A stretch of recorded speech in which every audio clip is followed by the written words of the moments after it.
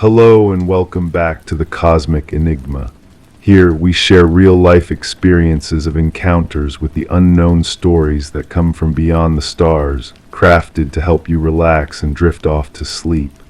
Drop a comment and let me know where you're listening from. I love seeing just how far this mystery reaches.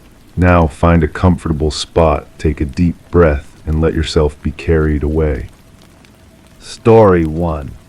It wasn't the first time the hallway light flickered at odd intervals. Comings and goings were routine, a shuffle of footsteps that no one bothered to track. The mail piled neatly, except for the one envelope that always seemed to be missing. I didn't turn to see or ask who took it, it simply belonged somewhere else. The room felt a degree cooler than it should have been, and the curtains hung just a bit unevenly. I adjusted the blinds without thinking much of it.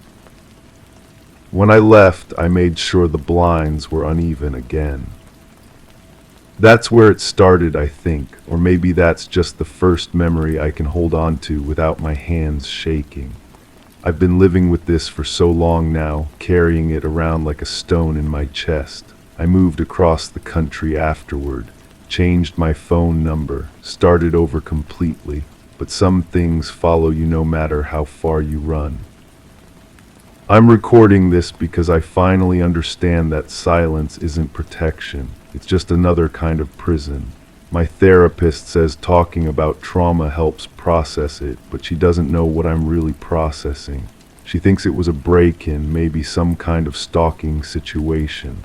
I let her think that. It's easier than explaining what actually happened in that apartment. For months, I told myself I was being paranoid. Stress from the new job, probably. I'd moved there for work, one of those corporate relocations where they pay for everything and you end up in a furnished place that never quite feels like home. The building was old but well maintained, the kind of place where you hear your neighbors through thin walls but pretend you don't. I kept to myself mostly. Worked late, ordered takeout, fell asleep watching streaming shows on my laptop. The apartment came with basic cable and internet, all set up and ready to go. That should have been my first clue, but at the time it just seemed convenient. The previous tenant had left behind a few things too. Nothing valuable, just odds and ends the landlord said I could keep or throw away. A coffee mug with a chip in the handle, some magazines, a small digital clock that I ended up keeping on the kitchen counter because it had a pleasant blue display. Looking back, I realized the strangeness started immediately, but I was so focused on settling in that I didn't notice the pattern. The mail situation, for instance. Every day there would be the usual junk mail and bills, but there was always one piece missing from what the postal service said they'd delivered. I only figured this out weeks later when I started paying attention to the tracking numbers on packages. Items would show as delivered, but I'd never received them. When I asked the landlord about it, he just shrugged and said the building had some delivery issues. The flickering hallway light became part of my routine. It would start up around the same time each evening, just as I was coming home from work.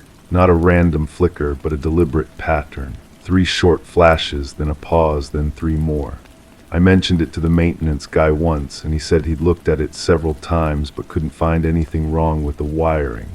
He seemed genuinely puzzled, kept scratching his head and muttering about how the fixture was practically new. Then there were the sounds in the walls. At first I assumed it was pipes or maybe mice. Old buildings make noise, everyone knows that, but this wasn't the usual settling sounds or water running through pipes. It was more like a soft hissing, almost like static from an old radio. It would start up late at night, always from the wall that separated my bedroom from the unit next door. I knocked on my neighbor's door a few times to ask about it, but no one ever answered.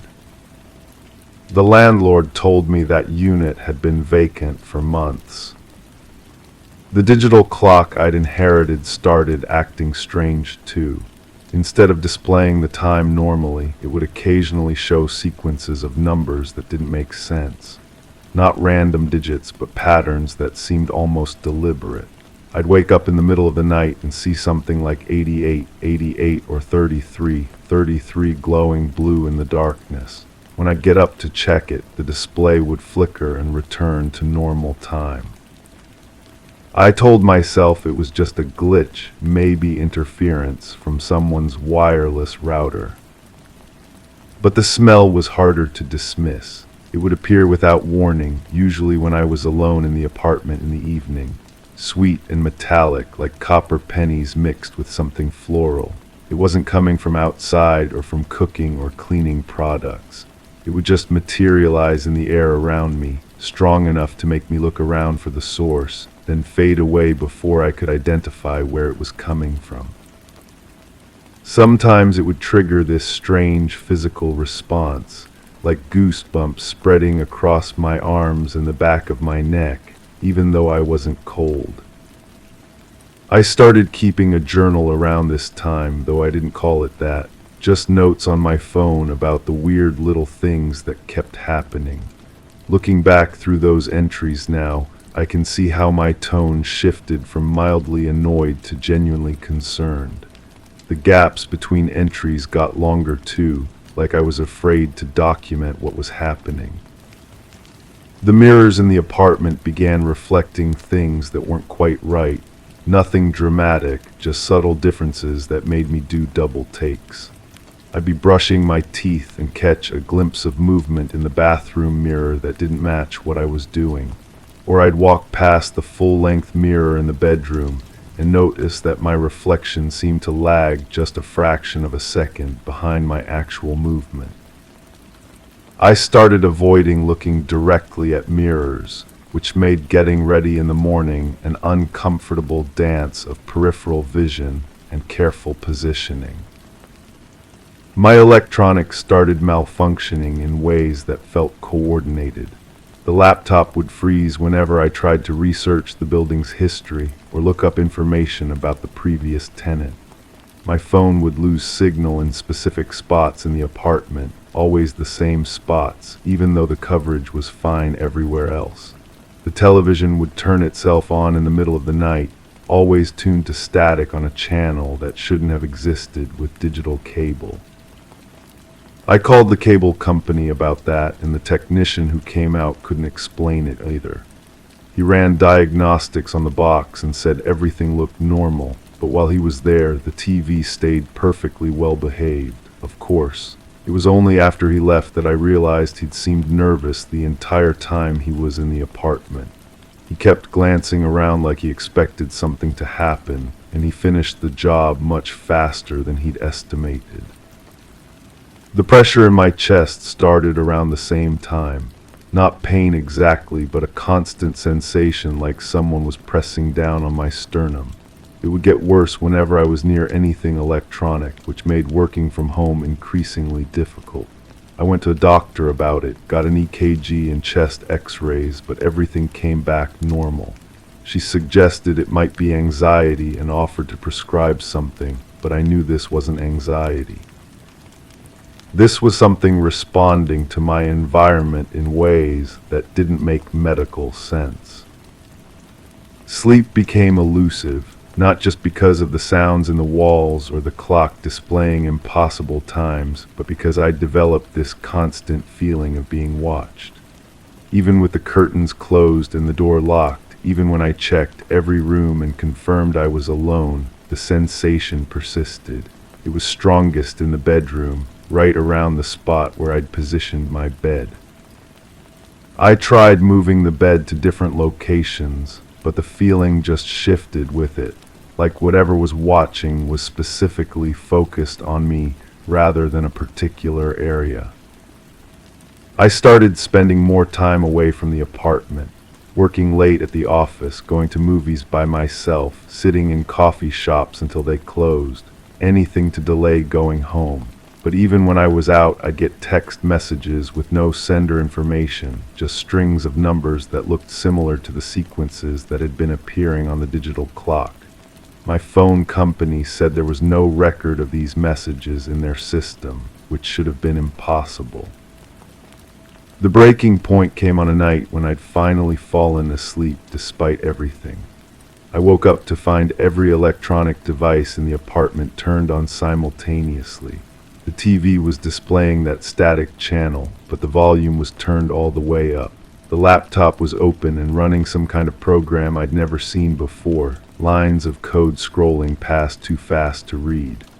The digital clock was cycling through those impossible number sequences, but faster now, almost strobing. My phone was playing a tone I'd never heard, a single sustained note that seemed to vibrate in my bones. And standing in the corner of my bedroom, visible in the light from all these devices, was a shadow that didn't belong to anything in the room. I don't remember getting up or moving, but suddenly I was in the hallway outside my apartment, barefoot and wearing just the t-shirt and shorts I'd slept in. The door was closed behind me, and I realized I didn't have my keys, but when I tried the handle, it turned easily. The apartment was dark and quiet inside, everything normal, like nothing had happened. I packed that night, threw clothes and essentials into a suitcase, left everything else behind, called in sick to work, and drove straight to a hotel across town. I told the landlord I had a family emergency and would be breaking the lease early. He didn't argue or ask for details, just said he'd mail my deposit to a forwarding address. I never went back to get the rest of my things. But leaving didn't end it. The symptoms followed me to the hotel, then to the temporary apartment I rented while I figured out my next move. The pressure in my chest, the malfunctioning electronics, the feeling of being watched. It was like I'd been tagged somehow, marked with something invisible that I couldn't wash off or leave behind. Moving across the country helped but didn't cure it. The episodes became less frequent, but they never stopped completely. I'll be working on my computer and suddenly feel that familiar pressure building in my chest. My phone will receive those numberless text messages. I'll catch glimpses of movement in mirrors that don't match my own actions. The worst part is the dreams. They started a few months after I moved, and they're always the same. I'm back in that apartment, but it's different somehow. Larger. The walls stretch higher than they should, and there are more rooms than I remember. I'm looking for something, or maybe something is looking for me. I can hear that hissing sound in the walls, but it's louder now, more insistent. The digital clock is in every room, all of them displaying those impossible times, casting blue light into corners where shadows move independently. I wake up from these dreams with the taste of copper in my mouth and that sweet, metallic smell filling my nostrils. Sometimes there are marks on my arms, small indentations like fingerprints, but I live alone and my doors are always locked. I've tried researching what happened to me, but my computer still freezes whenever I get too specific in my searches. I've tried talking to other people who lived in that building, but the few I've managed to contact either don't remember anything unusual or change the subject quickly when I bring it up. One former tenant hung up on me immediately when I mentioned the flickering hallway light. The thing that scares me most is that I'm starting to suspect this isn't over. The episodes are becoming more frequent again, more intense. Last week I found that same chipped coffee mug in my kitchen cabinet, even though I left it behind when I moved. I've never owned one like it, and I have no memory of buying it, but there it was, sitting next to my other dishes like it belonged there. I keep telling myself I'm safe now, that whatever was in that apartment can't reach me here. But late at night, when the electronics in my current place start acting up and I feel that familiar pressure building in my chest, I know that's not true. Distance doesn't matter when something has gotten inside you, when it's become part of your nervous system, part of your dreams. I'm recording this because I need someone else to know, even if they don't believe me. If something happens to me, if I disappear, or if they find me in some condition where I can't explain what happened, maybe this recording will provide some context. Maybe it will help the next person who ends up in a situation like mine. But mostly I'm recording this because I'm running out of places to run to, and I can feel it getting closer again. The shadow in the corner of my vision is darker now, more defined. The hissing in the walls of my new apartment has started up, even though this building is completely different, newer, with different neighbors and different wiring. I don't think I was the first person this happened to, and I don't think I'll be the last. There's something about that apartment, or maybe something that uses places like that apartment, that feeds on isolation and feeds on fear. Something that marks you and follows you and never really lets you go. The hardest part is pretending to live a normal life while carrying this around inside me. Going to work, making small talk with coworkers, dating occasionally, maintaining the facade that I'm just another person dealing with ordinary problems.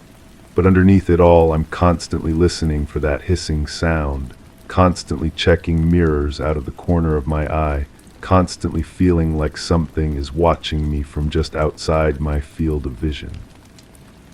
I thought that talking about it might help, might somehow break whatever hold it has on me. But as I've been speaking, I've noticed the familiar pressure building in my chest again. My laptop screen flickered twice while I was recording this, and just now, I caught a glimpse of something moving in the black screen of my turned-off television.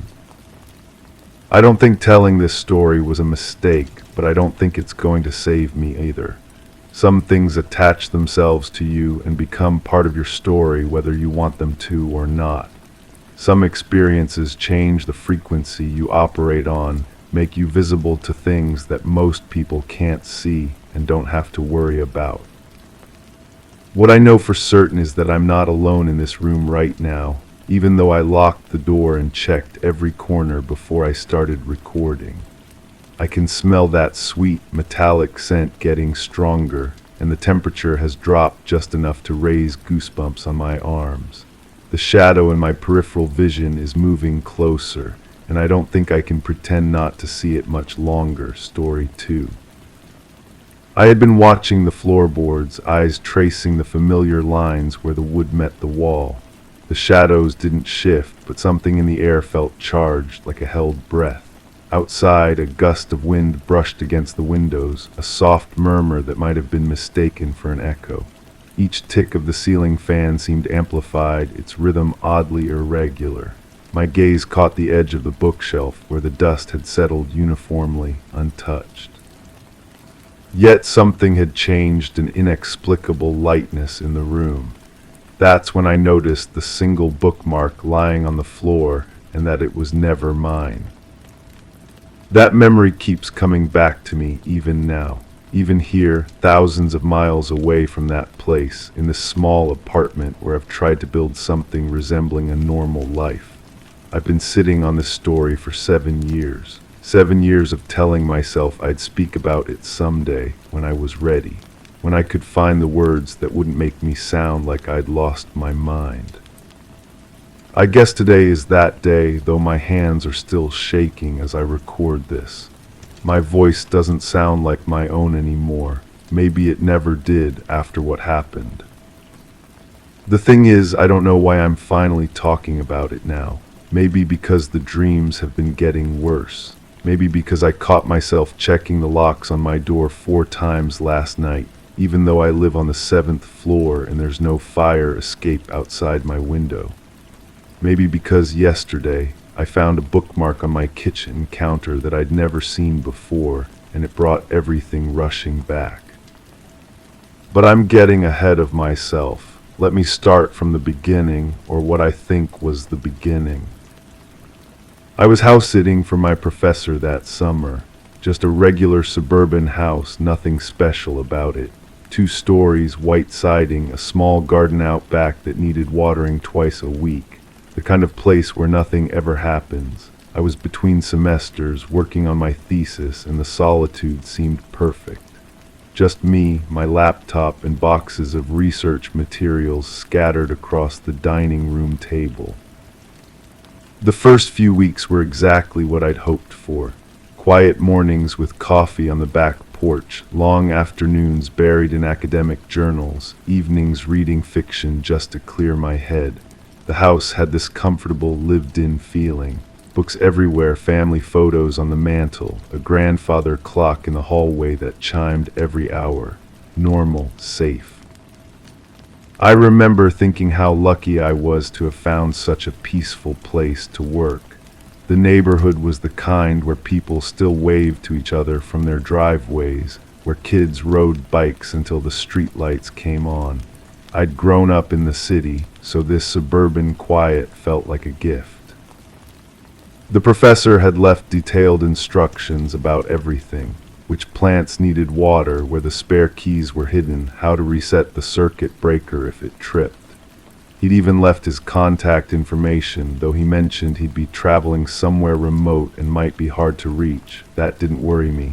I was responsible, mature for my age. I could handle a house for 2 months. Looking back now, I wonder if he knew something I didn't. If there was something he should have warned me about but chose not to. But that's probably just my mind trying to make sense of what came after, trying to find someone to blame. The first strange thing happened about 3 weeks in. I was working late in the dining room, surrounded by printouts and highlighted pages, when I heard this sound from upstairs. Not footsteps exactly, more like something being dragged across the floor. Slow, deliberate. I stopped typing and listened, but the sound had already stopped. Old houses make noise, I told myself. Settling foundations, temperature changes, maybe a tree branch scraping against the roof. I'd never lived anywhere this old before, so every creak and groan was unfamiliar. I went back to my work and forgot about it. But over the next few days, I kept hearing things. A door closing somewhere in the house when I was certain I'd left them all open. The sound of running water from the kitchen sink when I was upstairs, though when I went to check, the faucet was bone dry. Once I could have sworn I heard the television turn on in the living room, but when I walked in, the screen was black and the remote was exactly where I'd left it on the coffee table. I started keeping track almost unconsciously, making mental notes of each incident, trying to find a pattern. The sounds always happened when I was focused on something else, when my attention was fully absorbed, never when I was actively listening for them. The rational part of my mind had explanations for everything. The house was old, the plumbing was temperamental, maybe there were issues with the electrical system. I was working long hours, sleeping irregularly, drinking too much coffee. Stress could make you hear things that weren't there. I'd read about auditory hallucinations in perfectly healthy people under pressure. But then there was the smell. It started subtle, just a hint of something sweet and metallic that I'd catch occasionally when walking through certain rooms. At first I thought it might be coming from outside, maybe fertilizer from someone's garden or something industrial from the manufacturing plant a few miles away. But it was always strongest near the electronics. The television, the microwave, my laptop when it was plugged in and charging. The smell would appear without warning and disappear just as quickly. I'd be working at my computer, and suddenly there it was, cloying and somehow wrong, making my stomach turn slightly. I'd look around, trying to locate the source, but by the time I'd lifted my head from the screen, it was gone. I started unplugging things when I wasn't using them. Told myself it was about saving electricity, being a good house sitter. But really, I was hoping to make the smell go away. It didn't work. Around the 5th week, I began to feel like I was being watched. Not all the time, just in moments when I was completely absorbed in something. Reading, cooking, taking a shower. There would be this sudden awareness, this prickle at the back of my neck, and I'd turn around expecting to see someone standing there. No one ever was. But the feeling was so strong, so consistent, that I started closing curtains during the day. I told myself it was to reduce glare on my laptop screen, but I knew that wasn't true. I was trying to block out whatever eyes I felt on me. The grandfather clock in the hallway started bothering me too. Its chimes, which had been comforting at first, began to sound off somehow. Not the timing, but the tone. Like the mechanism was gradually wearing down, each note slightly flatter than it should be. I found myself tensing up as each hour approached, dreading that discordant sound. I should have left then, should have packed up my research, called the professor, made some excuse about a family emergency. But I was stubborn, prideful. I'd committed to house-sitting for the full 2 months, and I wasn't going to let some creaky floorboards and phantom smells drive me away. Besides, where would I go? My apartment near campus was sublet for the summer. I'd already spent most of my savings on research materials. This house was my sanctuary, my chance to make real progress on my thesis. I wasn't going to let my imagination ruin that. So I stayed, and I tried to ignore the growing sense that something in that house was fundamentally wrong. The breakthrough in my research came during the 6th week. I'd been struggling with a particular chapter for months, but suddenly the pieces started falling into place. I was working 18-hour days, barely stopping to eat or sleep, riding the wave of intellectual momentum that every graduate student dreams of. That's probably why I didn't notice right away when the watching feeling got stronger. It was no longer just occasional now. Every time I sat down at my computer, every time I opened a book, there it was, that sense of invisible eyes tracking my movements, studying me with an intensity that made my skin crawl. But I was so close to a breakthrough that I pushed through the discomfort, told myself it was just the stress of the work manifesting in weird ways. The night everything changed, I was working later than usual. It was past midnight, and I'd been at the dining room table since early morning, surviving on coffee and the occasional handful of crackers. My thesis was practically writing itself, ideas flowing faster than I could type them. I was in that zone every writer knows, where time becomes irrelevant and the work takes on a life of its own. That's when I heard the sound from upstairs again. That slow dragging noise, like something heavy being pulled across the floor. This time I didn't dismiss it, maybe because I was overtired, or maybe because some part of me had finally had enough of pretending everything was normal. I saved my work, closed my laptop, and walked to the bottom of the staircase. The sound had stopped, but I could feel something up there, a presence, patient and waiting. I climbed the stairs slowly, each step creaking under my weight. The hallway at the top was dark, lit only by the streetlight filtering through a window at the far end. All the bedroom doors were closed, exactly as I'd left them that morning. But the air felt different up there, thicker somehow, charged with the same energy I'd felt that first day when I'd noticed the bookmark. And that sweet, metallic smell was stronger than it had ever been, so strong it made my eyes water. I stood there for what felt like hours, but was probably only minutes, listening. The house was completely silent now, but the silence felt intentional, like something was holding its breath, waiting to see what I would do. I should have gone back downstairs, should have grabbed my keys and driven away, spent the night in a motel, called the professor in the morning. Instead, I reached for the handle of the nearest bedroom door. The room beyond was empty, just as it should have been. Guest bedroom, single bed with a floral comforter, dresser against the far wall. Nothing out of place, nothing that could have made the dragging sound. But when I stepped inside, the floorboards felt wrong under my feet, not loose or damaged, just wrong, like they were vibrating at a frequency I could feel but not hear. and when I looked toward the window, I saw something that made my blood freeze. My reflection in the glass wasn't moving in sync with my body. It was subtle at first, just a fraction of a second delay. I'd raise my hand, and my reflection would follow a heartbeat later. I'd turn my head, and the mirror image would complete the motion after I'd already stopped.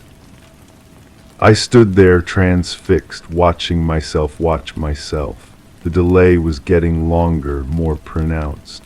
My reflection began to feel like a separate entity, something that looked like me but operated on its own timeline. Then, as I watched in growing horror, my reflection smiled. I wasn't smiling. I stumbled backward out of the room, slamming the door behind me. My heart was pounding so hard I could hear it in my ears, drowning out everything else. I ran down the stairs, grabbed my laptop and car keys, and drove to the nearest all-night diner. I sat in a booth until sunrise, drinking coffee and trying to convince myself that exhaustion had finally caught up with me. Hallucinations, that's all it was. I'd been pushing myself too hard, working too many hours without proper rest.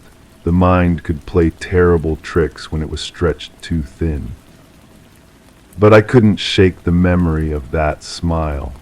The way it had spread across my reflection's face slowly, deliberately, like it was enjoying some private joke. I went back to the house the next morning, telling myself I needed to pack up my things and leave.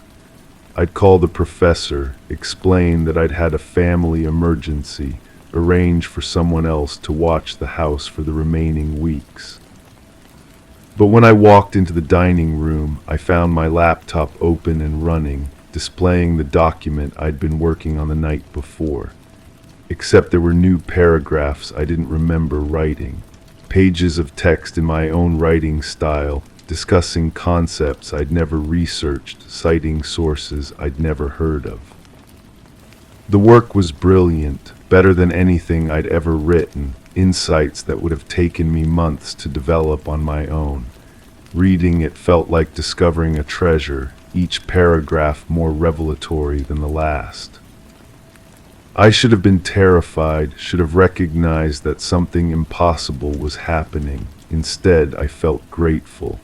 Whatever was in that house with me, it was helping, collaborating, making my work better than I could have made it alone.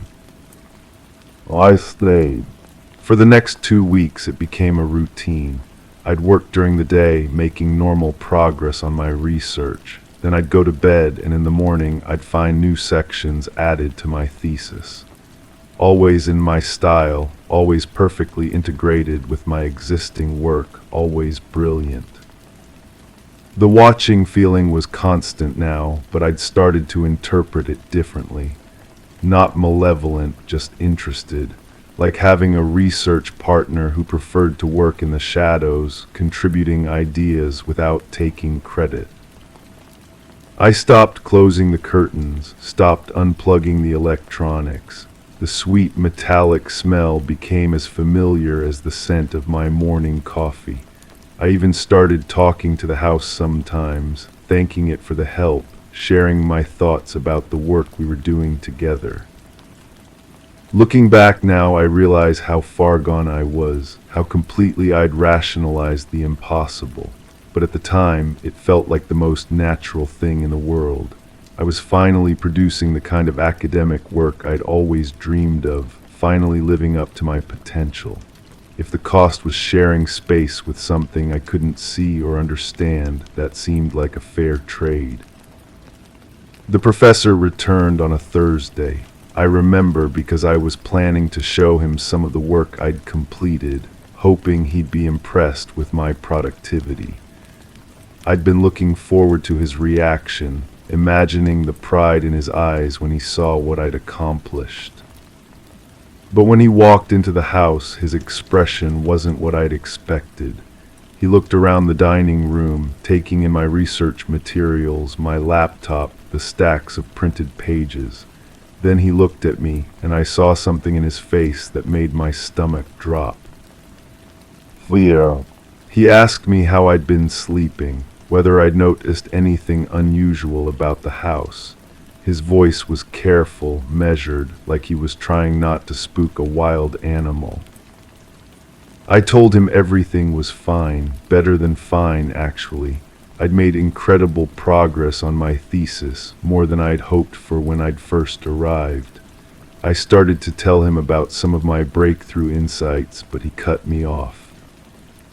He said he needed to make some phone calls, asked me to pack up my things, said he'd arrange for somewhere else for me to stay until I could get back to campus. When I asked why, he just shook his head and said the house wasn't safe. I didn't want to leave, the work wasn't finished yet, and I knew somehow that if I left, I'd never be able to recreate what I'd accomplished there. The ideas would fade, the insights would slip away, and I'd be back to being an ordinary graduate student struggling with an ordinary thesis.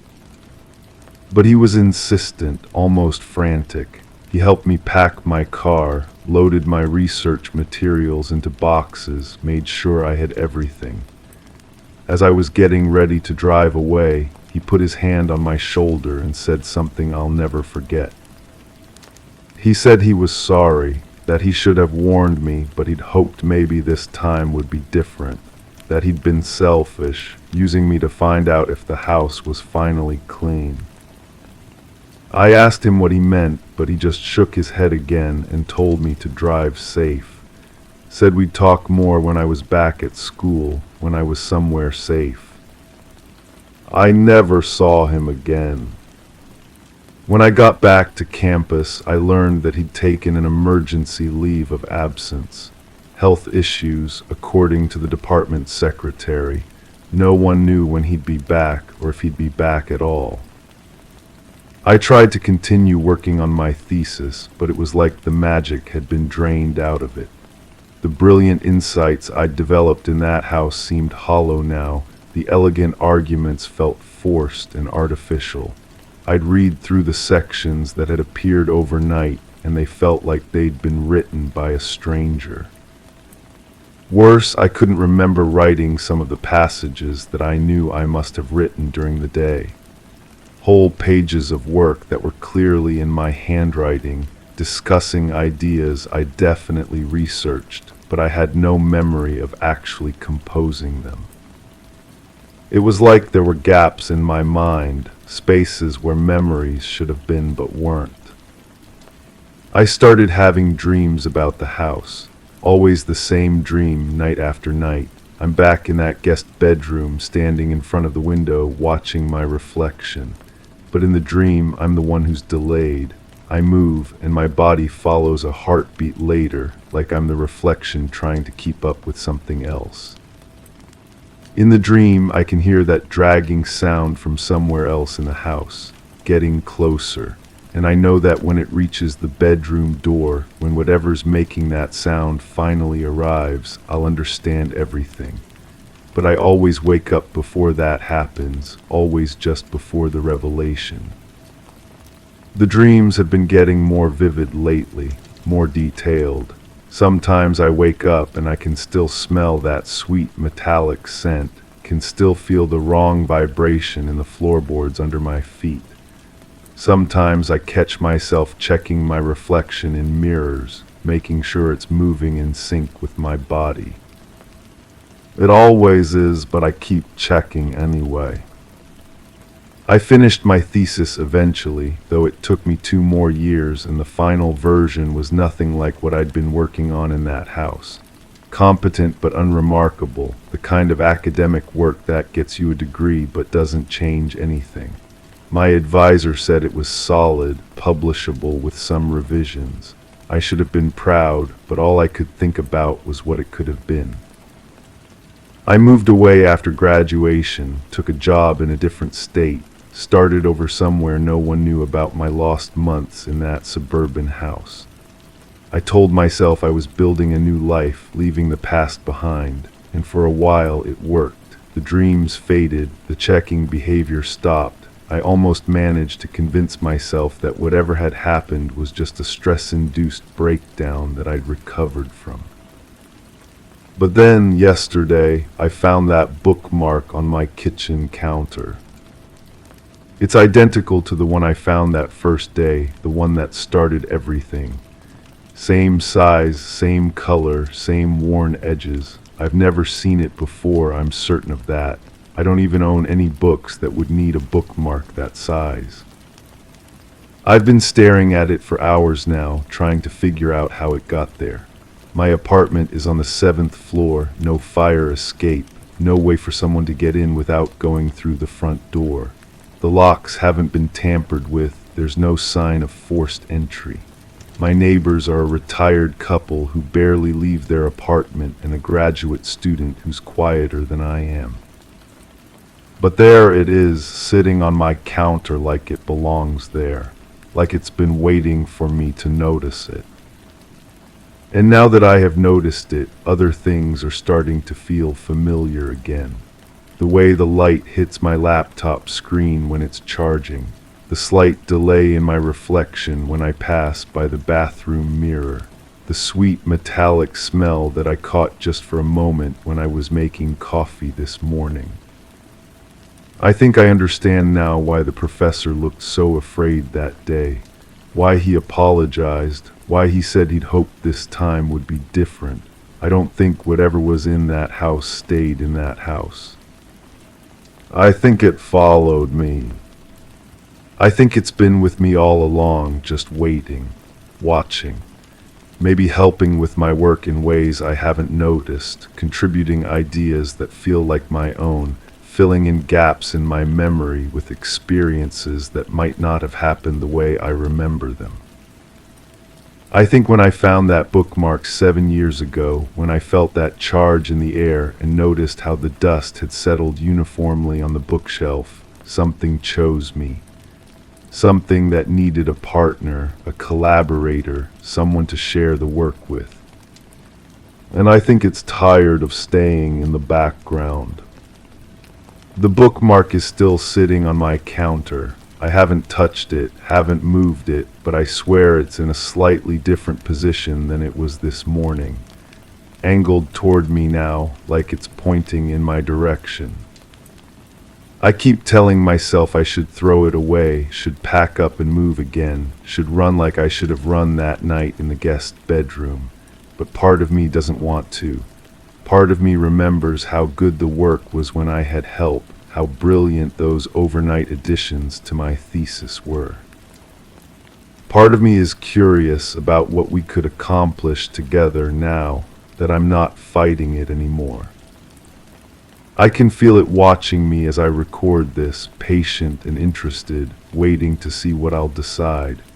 The air in my apartment has that same charged feeling I remember from that first day, like a held breath. And when I look toward my kitchen, I can see my reflection in the window above the sink. It's smiling. I'm not story 3. It wasn't the first time the window was open in the morning. The curtains barely shifted, hanging more out of habit than function.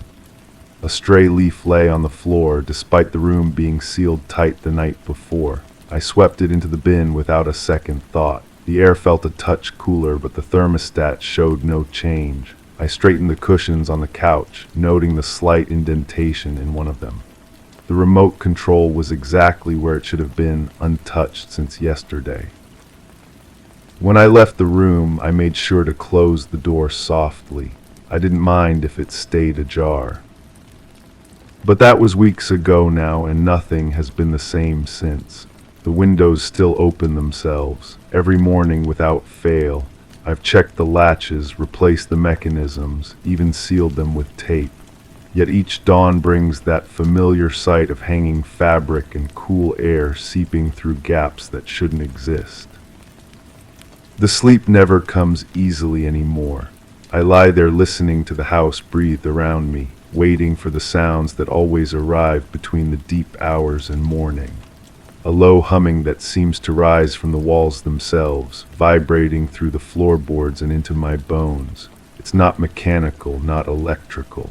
It's something else entirely, something that makes my teeth ache and my vision blur at the edges. My neighbors have stopped returning my calls. The repair technicians shake their heads and leave with puzzled expressions, their instruments showing readings they claim make no sense. The electromagnetic field meter I borrowed from a friend spins wildly whenever I bring it near the living room, clicking and buzzing like an agitated insect. I've learned to keep it in the basement now, wrapped in aluminum foil, though sometimes I can still hear its muffled protests through the floor. The indentations in the furniture have become permanent fixtures. Not just the couch now, but the armchair by the window, the kitchen stool, even the bench on the back porch. Perfect impressions of weight that was never there, at least not when I was watching. I've taken photographs, measurements, even made plaster casts. The evidence sits in neat rows on my desk, but no one wants to see it. They look at me with that particular expression people reserve for those who have crossed an invisible line. Sometimes I catch reflections in the glass that don't match what's behind me. Shadows that move independently, shapes that suggest presence without form. The mirrors have become unreliable witnesses, showing glimpses of rooms I don't recognize, angles that shouldn't exist in my own home. I've covered most of them now, though the covered ones somehow feel worse than the exposed ones. The dreams, when they do come, are filled with that same humming sound. In them I'm always walking through my house, but it's stretched and distorted, rooms leading to other rooms that fold back on themselves. The windows are all open, and through them comes a light that isn't quite white, isn't quite blue. It moves like liquid, pooling on surfaces and casting shadows upward instead of down. I wake with the taste of copper in my mouth and the smell of ozone clinging to my clothes. But these are just the echoes of what happened, the aftermath, the ripples spreading outward from a stone dropped into still water. To understand why my life has become this strange collection of impossibilities, I have to go back to that night when everything changed, though the memory of it comes in fragments, like trying to recall a conversation heard underwater. I was standing at the kitchen sink, washing dishes that had been clean for hours, when I saw it through the window above the counter. A figure in the yard, perfectly still, watching the house. Not hiding, not skulking, just standing there as if it had every right to be present. The distance made details impossible, but there was something wrong with its proportions, the way it held itself against the landscape. I blinked and it was gone, leaving only the impression of observation, of being catalogued and filed away in some vast, incomprehensible system. The water in the sink had turned cold without my noticing. My hands were wrinkled and pale, as if I'd been standing there much longer than the few seconds I remembered. The clock on the microwave showed a time that didn't match what it had been when I'd started washing. An hour had simply vanished, dissolved into that moment of seeing and being seen. That was when I first noticed the humming, though I realized now it had been there longer, building so gradually that my mind had learned to filter it out. It seemed to come from everywhere and nowhere, a frequency that bypassed the ears and went straight to the nervous system. The dishes rattled gently in their rack, and the windows began to vibrate in their frames with a sound like distant thunder that never faded. The lights flickered then, but not in the way lights usually flicker. They dimmed and brightened in patterns that seemed almost purposeful, like signals in a language I couldn't understand. The television turned itself on in the living room, cycling through channels of static and distorted images that looked like surveillance footage of places I'd never been. When I unplugged it, the screen continued to glow with that same strange light I would later see in my dreams. Going further back, I can trace the signs I should have noticed. The way my electronic devices had been behaving strangely for days before that night. The radio picking up transmissions in languages that didn't sound human, all clicking consonants and harmonic frequencies. My phone displaying messages I hadn't sent, strings of numbers and symbols that hurt to look at directly. The computer files that appeared overnight, filled with images of star charts and architectural diagrams for buildings that couldn't exist in normal space. There had been power outages that only affected my house, leaving the neighbors' windows bright while mine went dark. The utility company found no faults in their system, no explanation for why electricity seemed to avoid my address during certain hours. I'd started keeping candles ready, though they burned with flames that cast no shadows and gave off that same metallic smell that had begun to permeate everything I owned. The temperature fluctuations were subtle at first. Rooms that felt tropical in winter, spaces where my breath misted in summer heat. The thermostat became a decoration, its readings bearing no relationship to the actual climate that seemed to shift according to rules I couldn't grasp. I found myself wearing layers indoors, never knowing whether the next room would be sweltering or freezing. But even before all of that, there had been something else. A feeling that started so small I almost missed it entirely. A sensation of being observed that began during the most mundane activities. Brushing my teeth, making coffee, folding laundry. Simple tasks that suddenly felt like performances, as if invisible eyes were studying my every movement, learning the patterns of human behavior through careful observation. I started catching myself pausing mid-action, looking over my shoulder at empty rooms, checking locks that I'd already secured. The feeling of presence grew stronger each day, a weight in the air that pressed against my skin and made my ears pop as if I were ascending to great heights. Sometimes I would turn around quickly, hoping to catch whatever was watching me, but there was never anything there. Just the lingering sense that something had been there moments before, something that had learned to move faster than human perception. The smell came first, though. That's what I remember most clearly when I try to piece together the beginning. It started as just a hint in the air, so faint I convinced myself it was imagination. Ozone, like the air after lightning strikes, but mixed with something metallic and sharp. It would appear in random locations throughout the house, strongest near the windows and doors, as if something outside was pressing close to the barriers between interior and exterior space. I found myself taking deeper breaths, trying to identify the source, following the scent from room to room like a bloodhound. But it was always just beyond identification, always fading just as I thought I was getting closer to understanding what it meant. Now I know it was the smell of change, of reality preparing to shift into configurations that human senses weren't designed to process.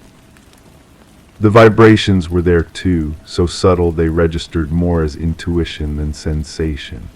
A trembling in solid objects that made me question whether the feeling was in the house or in my own nervous system.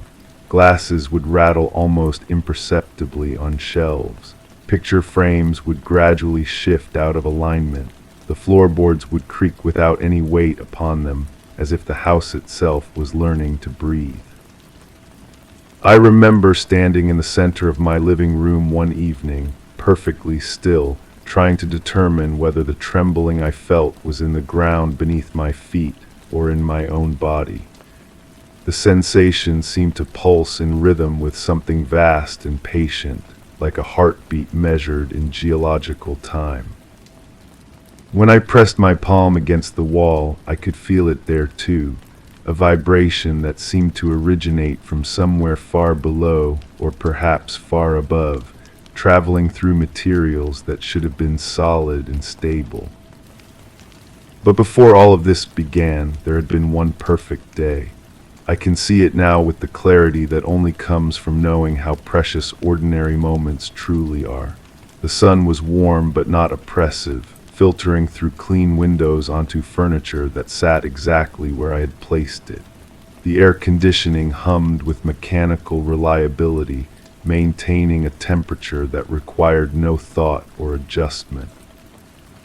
Every electronic device functioned as designed, displaying the correct time, playing the stations I had selected, responding to commands with predictable results.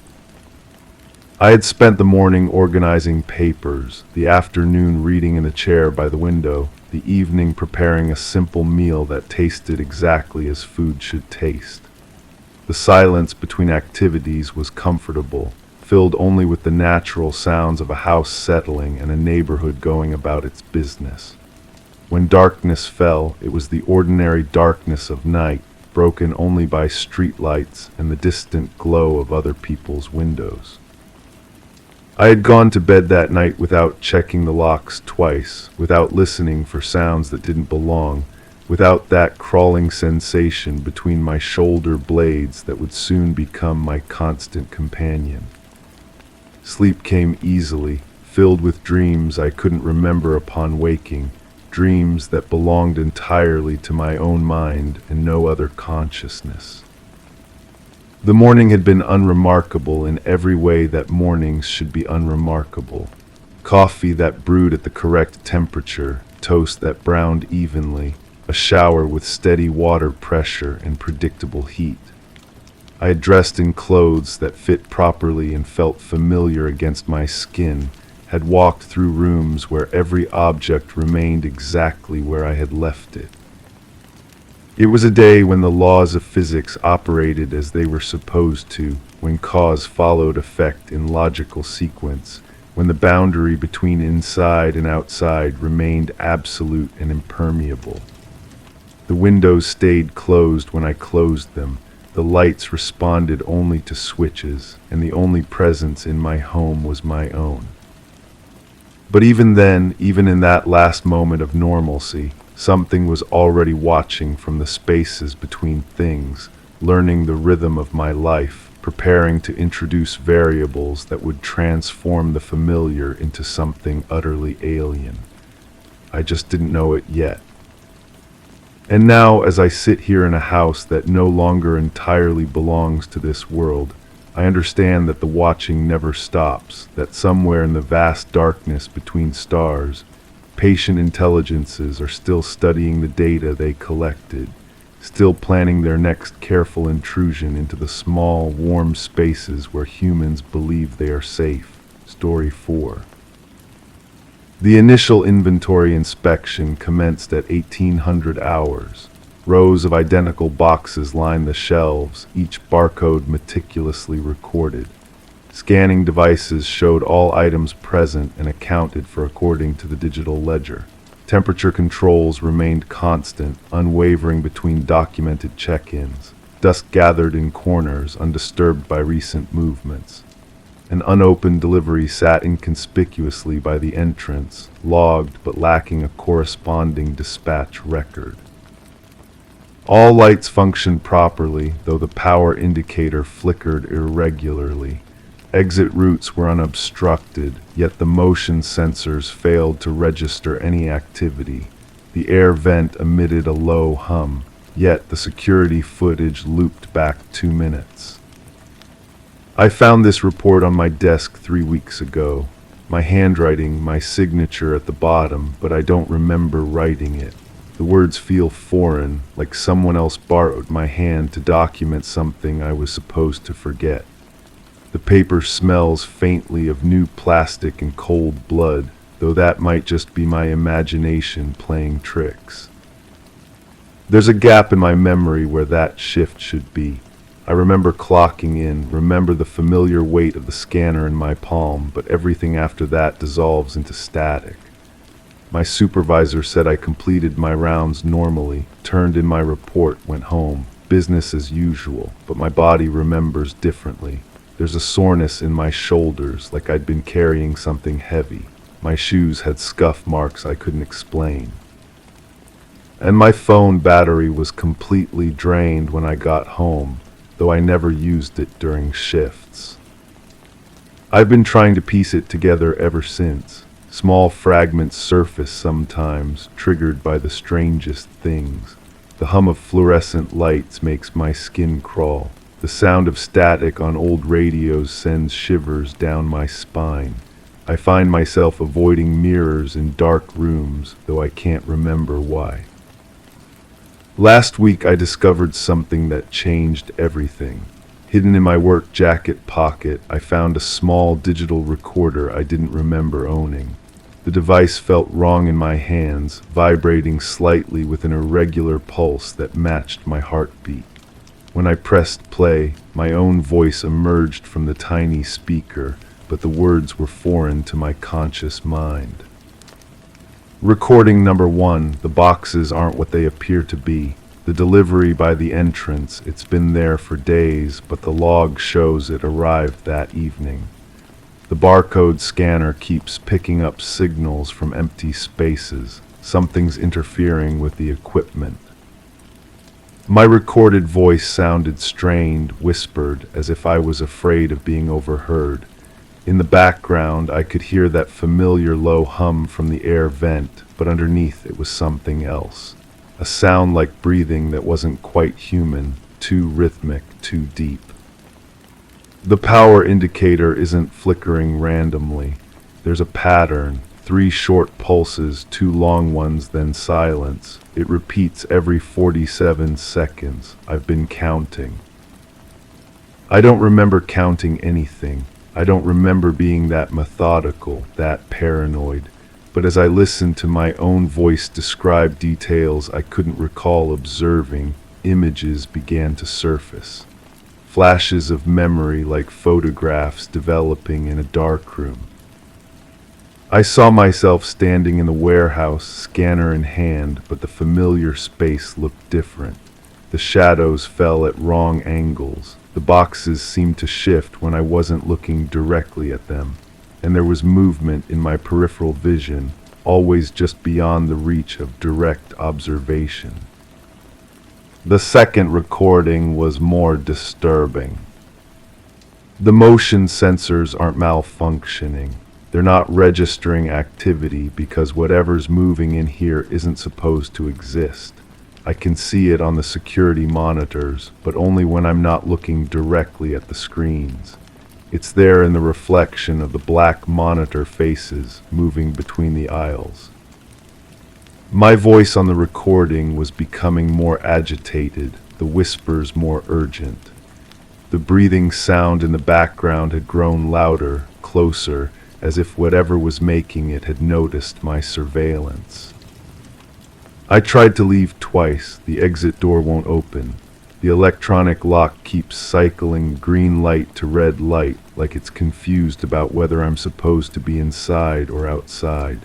The emergency exit alarm is silent when I push the bar. No sound at all, just the sensation of screaming into a vacuum. That's when the first real memory hit me. Not a fragment or a flash, but a sustained sequence that felt too vivid to be imagination. I was standing by the emergency exit, my hand on the crash bar, pushing with increasing desperation. The metal was cold under my palm, but the door wouldn't budge.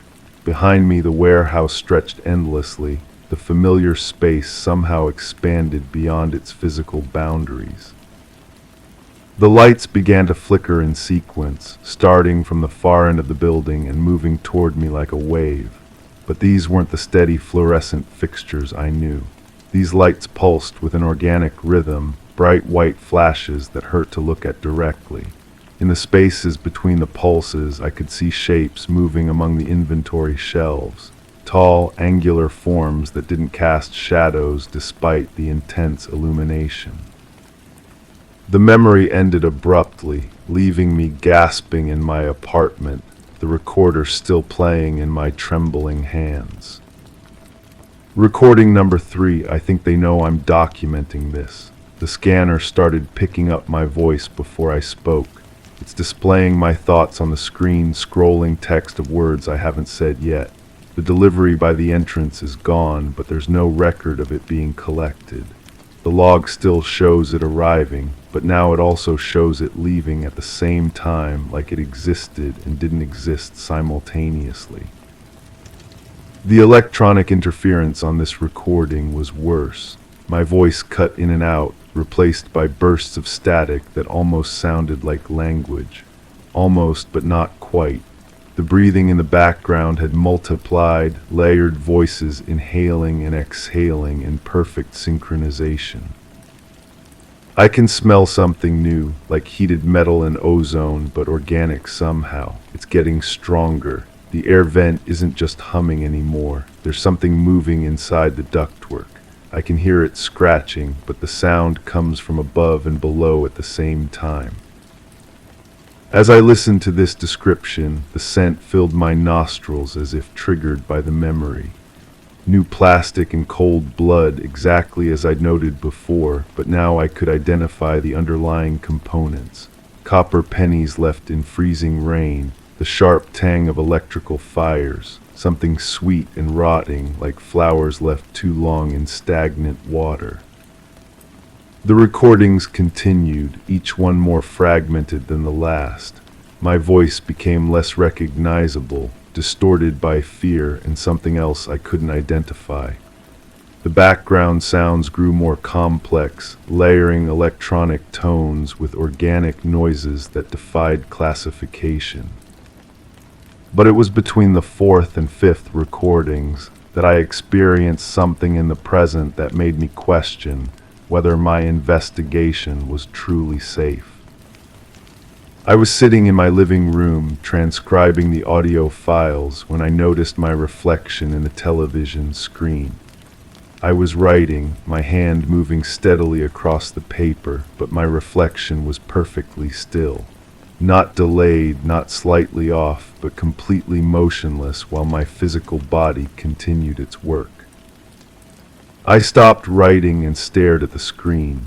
My reflection remained frozen in the previous position, pen poised above the paper, eyes focused downward. I raised my hand to wave, and my reflection didn't respond.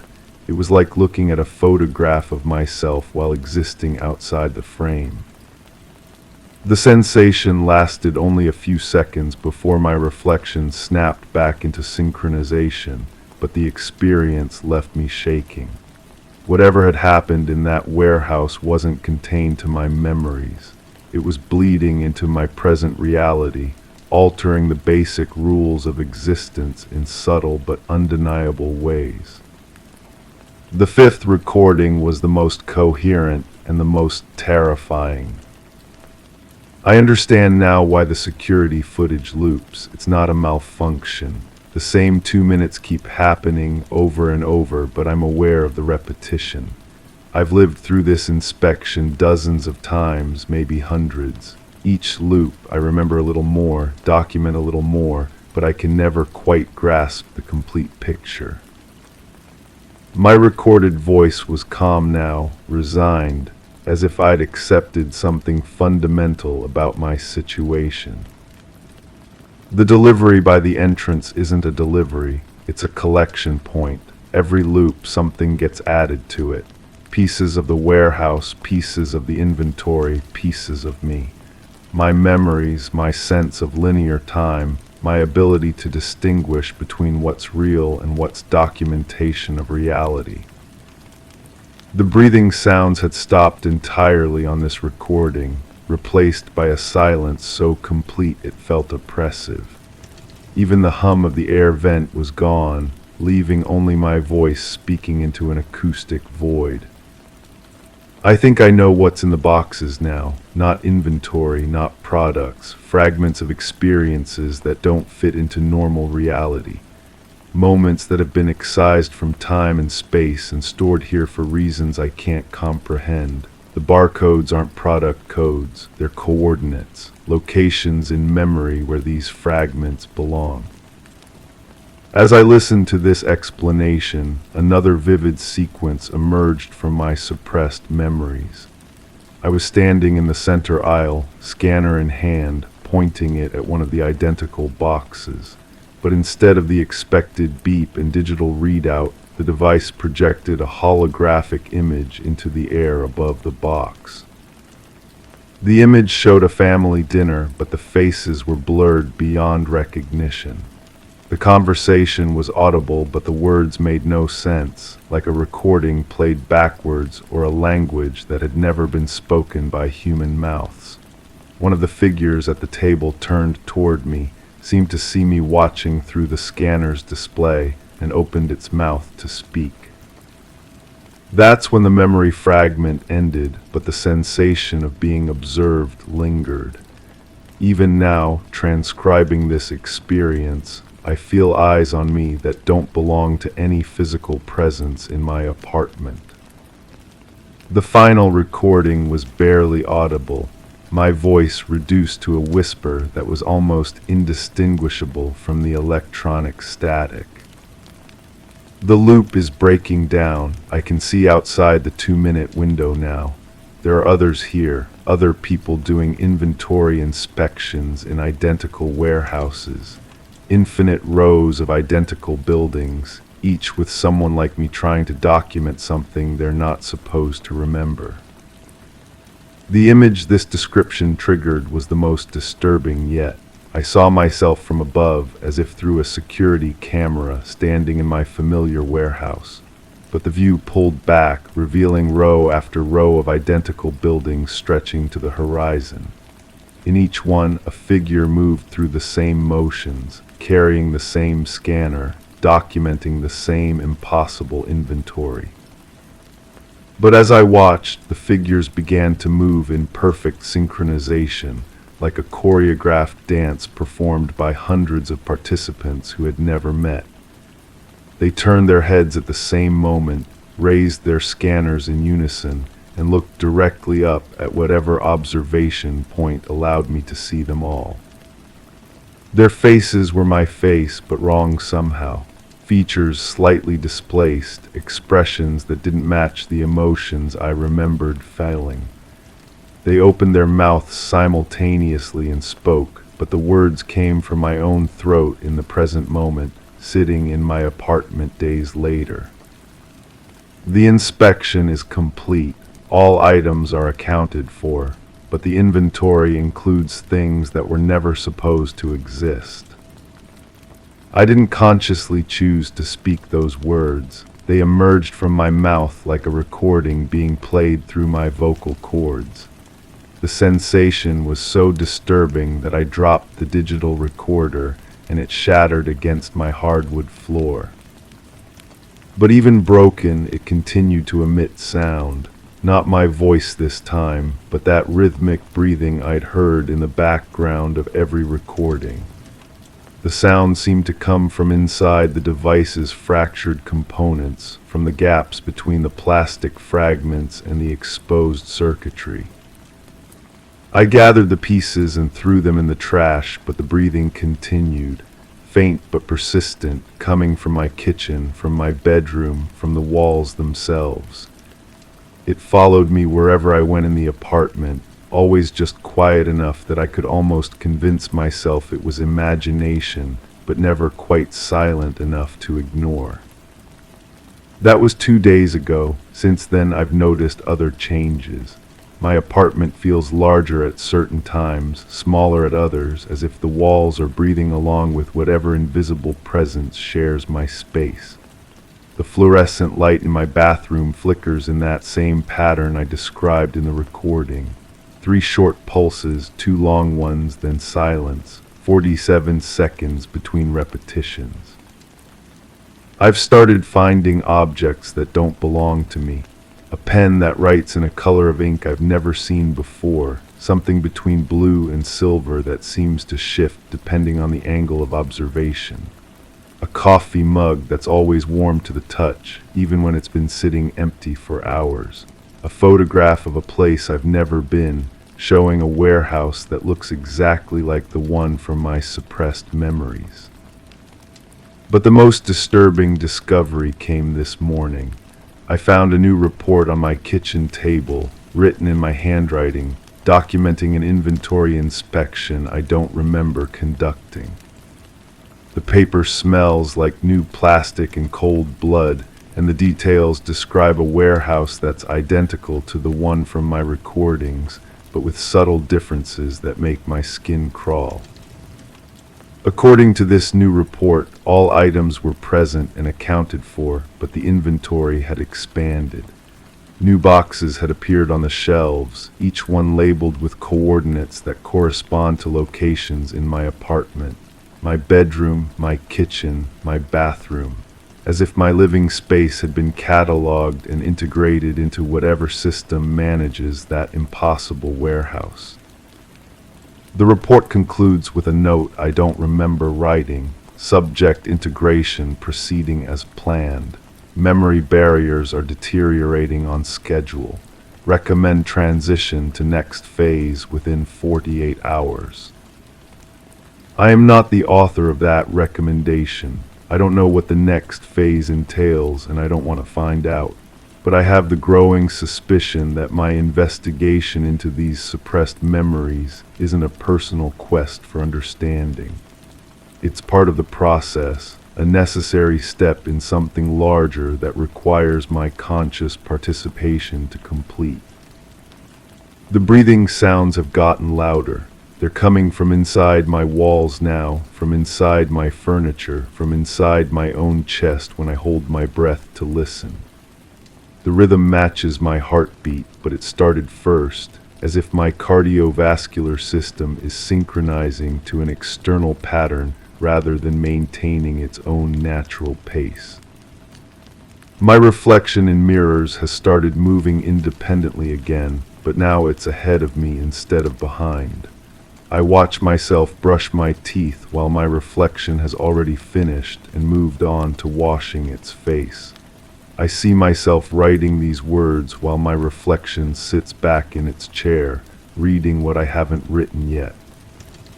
And sometimes when I catch my reflection off guard, I see it documenting its own experiences in a notebook I don't own, writing reports about my behavior that I'm not supposed to see. As if I'm the inventory being inspected now, cataloged and recorded by a version of myself that exists on the other side of every reflective surface. The most recent entry in my reflections notebook, glimpsed briefly in a darkened window, read, "Subject is approaching full awareness. Memory reconstruction nearly complete. Integration with primary inventory system ready for final implementation." I don't know what happens when the integration is complete. I don't know what I'm being integrated into, or why my memories had to be suppressed and then gradually restored through this elaborate process of self-investigation. But I can feel something fundamental changing in my perception of reality, in my understanding of my place within whatever system has been observing and documenting my existence. The warehouse from my suppressed memories is becoming more real than my apartment. I can navigate its aisles in my mind with perfect clarity, can recall the exact placement of every box, every barcode, every impossible detail that defied normal explanation. But my apartment is becoming dreamlike, insubstantial, as if it's the memory and the warehouse is the reality.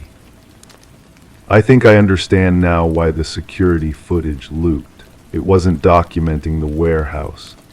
It was documenting me, capturing the same 2 minutes of my existence over and over while something studied my responses, refined the process, perfected the method of memory suppression, and controlled restoration.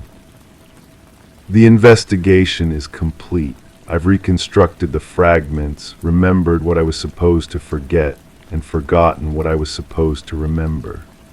The inventory inspection was never about the boxes on the shelves.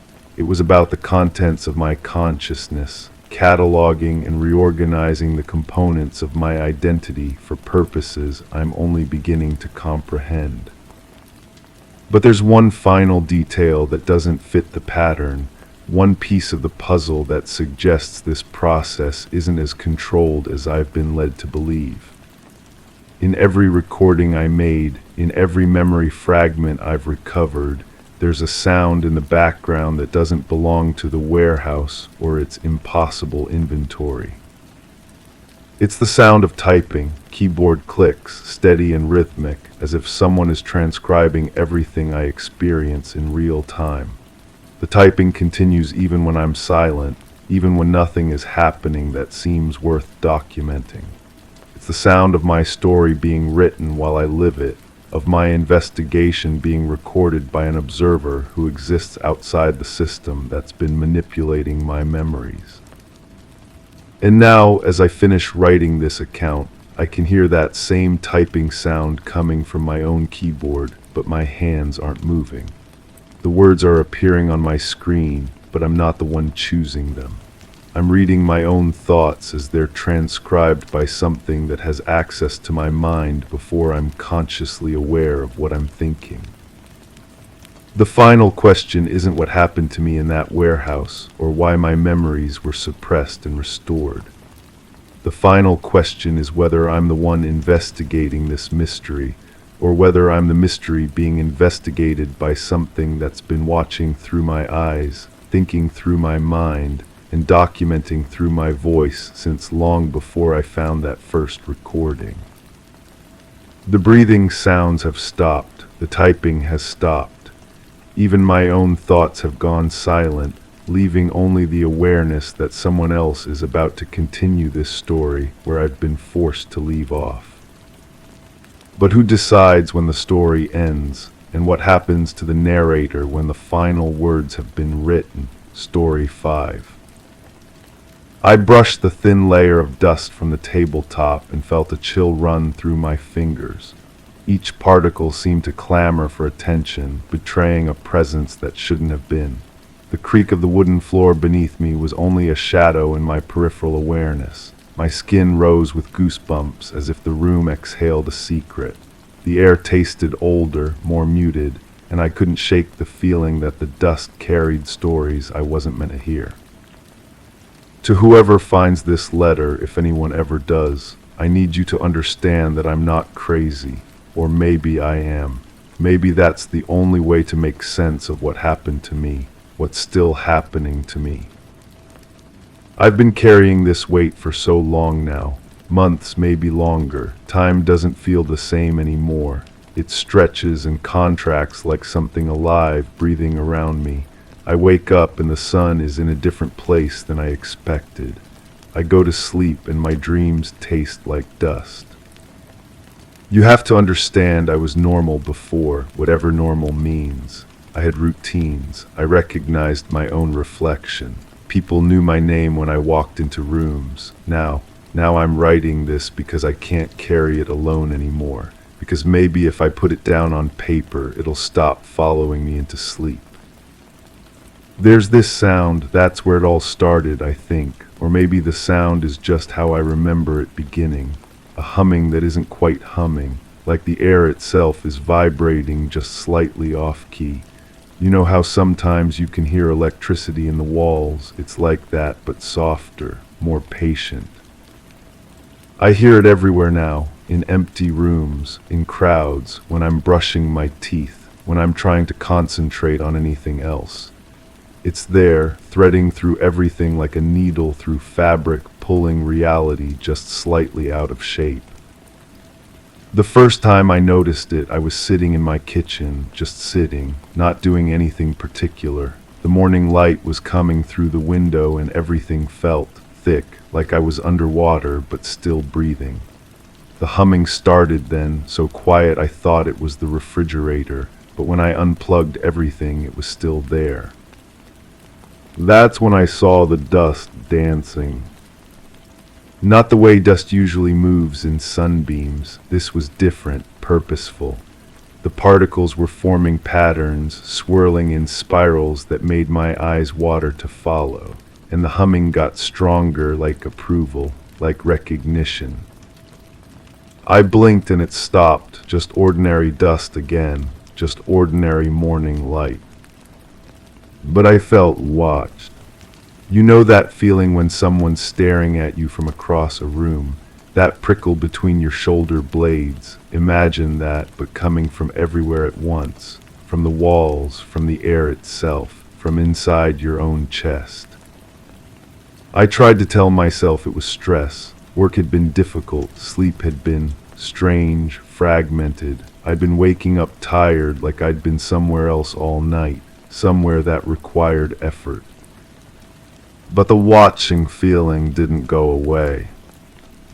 It followed me to work, sat beside me on the bus, curled up next to me in bed, a presence that wasn't quite there but wasn't quite gone either, like a word on the tip of your tongue that never quite forms. People started looking at me differently, or maybe they stopped looking at me at all. I'd walk into meetings and have to clear my throat to remind everyone I was there. Cashiers would look right through me, then startle when I spoke. My own reflection seemed delayed, like it was taking a moment to catch up with my movements. The humming got stronger. I started finding dust in impossible places, in sealed containers, between the pages of books I'd never opened, under my fingernails when I woke up, always that same fine, gray dust that felt too warm against my skin. And the patterns, God, the patterns.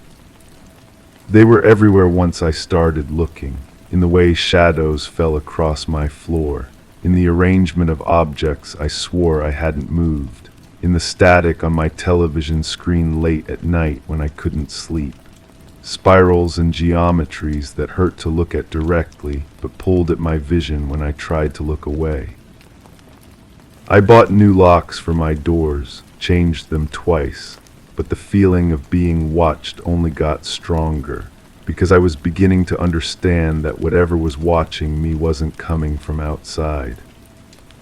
It was coming from the spaces between things, from the pause between heartbeats, from the silence between words, from the darkness behind closed eyelids. I stopped sleeping well. When I did sleep, I dreamed of rooms full of dust that whispered my name. I'd wake up with the taste of it in my mouth, gritty between my teeth. My sheets would be covered in that same fine, warm dust, even though I'd washed them the day before. The humming became a lullaby I couldn't escape.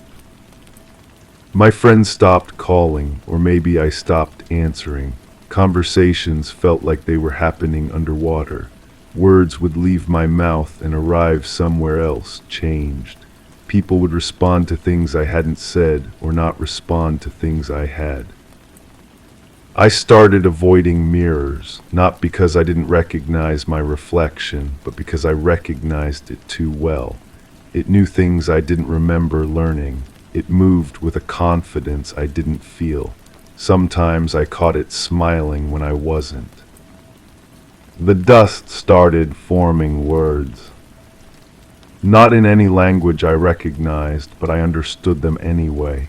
They spoke of spaces between spaces, of the thin places where reality wears through, of presences that exist in the gaps of human attention.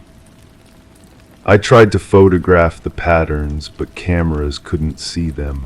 I tried to record the humming, but microphones couldn't hear it. I was the only witness to my own unraveling, and even I wasn't sure what I was witnessing. The watching feeling intensified. It was no longer content to observe from a distance. I could feel it pressing closer, like a face leaning over my shoulder to read what I was writing, like breath on the back of my neck, like fingers tracing the outline of my thoughts. I started leaving my apartment less, then not at all. The dust accumulated faster now. I'd clean a room and return an hour later to find it coated again. But the dust wasn't settling randomly anymore. It was writing itself across my furniture, my floors, my walls, messages in a language of particles and patterns. The humming became a chorus. Multiple voices now, harmonizing in frequencies that made my bones ache. They sang of invitation, of recognition, of a place where the watching feeling would finally make sense. I realized I was disappearing. Not all at once, gradually, like a photograph fading in sunlight. People had stopped seeing me entirely now. I could walk through crowds like a ghost. Cashiers wouldn't acknowledge me. My landlord couldn't remember my name when I called about the heating. But the watchers saw me more clearly than ever. They were patient. They understood that transformation takes time. That reality has to be peeled away in layers like old paint until something new can emerge underneath. The dust was warm now, comforting. It settled on my skin like a blanket, and I stopped trying to brush it away. It whispered secrets in languages older than words. It showed me patterns that connected everything to everything else. I understood that I was being prepared for what I couldn't say, but the preparation was gentle, kind, even. The watchers weren't malevolent. They were gardeners, tending to something growing in the spaces between what is and what might be. My reflection stopped appearing in mirrors altogether. Photos of me began to fade, even recent ones. My name disappeared from documents. My existence was being carefully, methodically erased from the world, but I felt more real than I ever had. The humming was inside me now, in my blood, in my breath, in the rhythm of my heartbeat. I was becoming part of the chorus, adding my voice to the song that sang reality into new shapes. I don't know how much time I have left in this form. This body feels less solid each day, more like a suggestion than a fact, but I wanted to leave this record, this warning, this invitation. If you find dust in impossible places, pay attention to the patterns it makes. If you hear humming that doesn't quite belong, listen to the harmonies underneath. If you feel watched by something that isn't there, don't be afraid. You're being noticed, recognized, chosen. The watchers are patient. They understand that some transformations can't be rushed, but they're always there in the spaces between seconds, waiting for those who are ready to see beyond the thin veneer of ordinary reality. I can feel them gathering now. The air is thick with anticipation. The dust is swirling in spirals that spell out welcome in languages I'm finally beginning to understand. This is my farewell to the world I'm leaving behind, to the person I used to be, to the reflection that no longer appears in mirrors. If you're reading this, maybe you're ready too. Maybe you've already started to notice the patterns, the humming, the watching feeling that follows you home. Don't fight it. Let the dust settle where it wants to settle. Let the patterns show you what they're trying to teach. Let the watchers know you see them seeing you. The space between spaces is vast and welcoming. There's room for all of us who no longer quite fit in the world we were born into. I'm going now. The humming is calling me home. Story 6. There was a time when I dismissed it as mere coincidence, something that existed in the periphery of my daily routine. Every morning while sipping my coffee, I'd notice a pair of shoes left outside the neighboring door, the same pair, side by side, always facing the same direction. Yet one day the left shoe was inexplicably turned at an angle. I shrugged it off at first, until it happened again, the same shoe, now slightly scuffed. Yesterday I noticed a new pair, but only one shoe was there. The other had vanished, leaving behind a hint of unease I can't quite shake. The coffee tastes different now, metallic, sharp against my tongue like I've been holding coins in my mouth while sleeping. I set the cup down and the sound echoes longer than it should, bouncing off walls that seem too close, too far, shifting when I'm not looking directly at them. My skin prickles. The shoe is still missing. I dream of humming, not music, but something electrical, like power lines in summer heat. It starts low, barely audible, then builds until my teeth ache. In the dream, I'm walking down a hallway that stretches longer with each step. The walls breathe, in and out, in and out. The rhythm matches my heartbeat until I can't tell which came first. There were lights behind the trees. When I wake, my fingertips are numb. The sensation spreads up my arms like cold water, but the room is warm, too warm. The air conditioning hums its familiar tune, but underneath there's that other sound, the electrical one. It follows me from sleep into waking, threading through my thoughts like a needle through fabric. The missing shoe appears in my peripheral vision sometimes. Just a shadow, a suggestion of leather and laces. When I turn to look, there's nothing but empty space and the faint smell of ozone. I don't remember ever coming back. The hallway from my dreams exists in my building. I've walked it thousands of times, but now the distance feels wrong. 43 steps from my door to the elevator. I've counted, but some mornings it takes 57, other times 38. The numbers never add up the same way twice.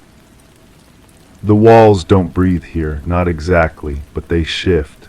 Subtle movements in my peripheral vision like fabric in a breeze that doesn't exist. I press my palm against the painted surface and feel a vibration, steady, rhythmic, like a pulse. The metallic taste returns. My neighbor's door stands slightly ajar today. It's never been opened before. Through the gap, I glimpse a slice of darkness that seems too deep, too complete. No furniture, no signs of life, just empty space that pulls at my vision like a magnet. The noise didn't come from outside. I reach for the handle and my fingers pass through something cold, not air, something denser, like walking through spider webs that cling to skin. The sensation travels up my arm, across my shoulder, settling at the base of my skull where it pulses in time with that electrical humming. The door swings shut before I can look inside. Time moves differently now. I'll sit down to eat breakfast and suddenly it's afternoon. The coffee cup still warm in my hands, but the light has changed, shadows falling at impossible angles. My reflection in the window shows someone I almost recognize. The same face, but the eyes look past me instead of at me. There were lights behind the trees. The shoes reappear, both of them, but they're facing the wrong direction now, pointing toward my door instead of away. The leather looks newer, unworn, as if they've never touched pavement. When I blink, they're scuffed again, old and familiar. I close my eyes and count to 10. They're gone. The humming grows stronger at night. It rises from the floorboards, seeps through the walls, fills the spaces between my thoughts. I lie in bed and feel the building sway just slightly like a tree in wind. But there is no wind. The air is still and heavy, pressing against my skin with invisible weight. My fingertips tingle. The hallway stretches again in my dreams. 43 steps become infinite. The walls pulse with that steady rhythm, and now I can see the source. Veins of light running beneath the paint, branching like lightning frozen in time. They pulse brighter when I approach, dimming when I step away. I don't remember ever coming back. But I must have. I'm here in my bed, counting heartbeats that don't match my own. The rhythm is too slow, too deep, like something massive breathing in a space too small to contain it. The metallic taste coats my mouth.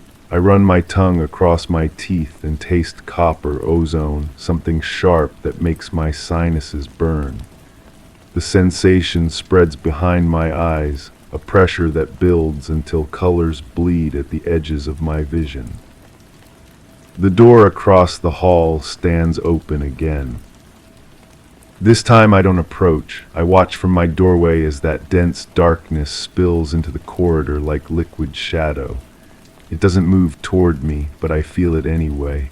Cold tendrils that wrap around my ankles, my wrists, pulling with gentle insistence. The shoes are inside the darkness now. I can see them, or think I can, floating in that empty space like objects suspended in deep water. They rotate slowly, leather catching light that has no source. There were lights behind the trees. The building shudders, not earthquake movement, but something more deliberate, a settling like a large animal adjusting its position. The walls breathe deeper now, and the pulse beneath my palm grows stronger. I can feel it in my chest, my throat, behind my eyes. Time skips. I'm in the hallway, but I don't remember leaving my apartment. The corridor stretches in both directions, endless now, filled with doors that weren't there before. Some stand open, revealing rooms that can't possibly fit within the building's structure. Spaces too vast, too empty, filled with that same dense darkness. The humming comes from everywhere at once. My skin prickles with electricity. Each hair on my arm stands rigid, reaching towards something I can't see. The air tastes of metal and burnt ozone, sharp enough to make my eyes water, but the tears feel wrong, too warm, too thick. The noise didn't come from outside. It comes from within the walls, beneath the floors, above the ceiling. The building is full of sound that has no source, vibrations that travel through bone and blood instead of air. I press my hands to my ears, but the humming only grows louder, more insistent. The shoes appear at my feet. Not the ones from across the hall. These are mine, but I don't remember taking them off. They're positioned perfectly, side by side, facing the same direction. When I look down, my feet are bare against cold linoleum that should be carpet. I don't remember ever coming back. The corridor shifts around me. Walls slide past like I'm moving without walking, or walking without feeling my legs move. Doors blur together, opening and closing in rhythm with that deep pulse. Through each opening, I glimpse fragments of rooms that might be mine, might be someone else's, might not exist at all. There were lights behind the trees. But there are no trees here, only hallway and doors and that creeping darkness that spills from spaces too empty to be real. The lights are different now, not electric, something softer, warmer, like sunlight filtered through deep water. They pulse in time with my heartbeat. My fingertips go numb again. The sensation spreads faster this time, racing up my arms, across my chest, settling in my throat like a hand pressed gently against my windpipe. Not choking, just present, reminding me to breathe slowly, deeply, in rhythm with the building's pulse. The metallic taste returns stronger than before. I'm back in my apartment, but the space feels wrong. Too large in some places, too small in others. The walls curve where they should be straight, and the ceiling presses down despite looking the same height as always. My coffee cup sits on the table, still warm, still full. I don't remember making coffee. The window shows a view I don't recognize. Same buildings, same street, but the angles are wrong. Everything tilts slightly to the left, as if the world has shifted on its axis. The shadows fall upward instead of down, and the sky holds a color that has no name. Time moves like thick liquid now. Each second stretches, elastic and strange, while minutes collapse into themselves. I lift my hand and watch it move through air that resists like water. The motion leaves trails of light that fade slowly, burning afterimages against my retinas. The humming never stops. It's part of me now, woven into the rhythm of my pulse, the pattern of my breathing. When I speak, my voice harmonizes with it, creating frequencies that make the windows vibrate in their frames. The shoes appear and disappear like a heartbeat. Present, absent, each time they return, they're positioned differently, facing toward the door, away from it. One turned at an angle that hurts to look at directly, The leather changes too. New, old, worn smooth, rough with scuffs that form patterns I almost recognize. There were lights behind the trees. I remember now, or think I do, standing at this same window, watching points of illumination move between branches that aren't there anymore, or were never there. The lights danced like living things, pulsing in rhythm with something vast and patient. The noise didn't come from outside. It came from me, from inside my chest, my throat, my skull. A sound I was making without knowing, a frequency that called to those dancing lights. They responded by growing brighter, closer, until they filled my vision with warm radiance. I don't remember ever coming back. But here I am, standing at the window with coffee growing cold in my hands. The metallic tastes stronger than ever, coating my tongue like I've been breathing electricity. My reflection shows someone I almost recognize, but the eyes look through me instead of at me. The building pulses. In and out, breathing like a living thing around me, through me, with me. The walls no longer pretend to be solid. They shift and flow, revealing spaces that exist between spaces, rooms that fold into themselves like origami made of light and shadow. My skin prickles with recognition.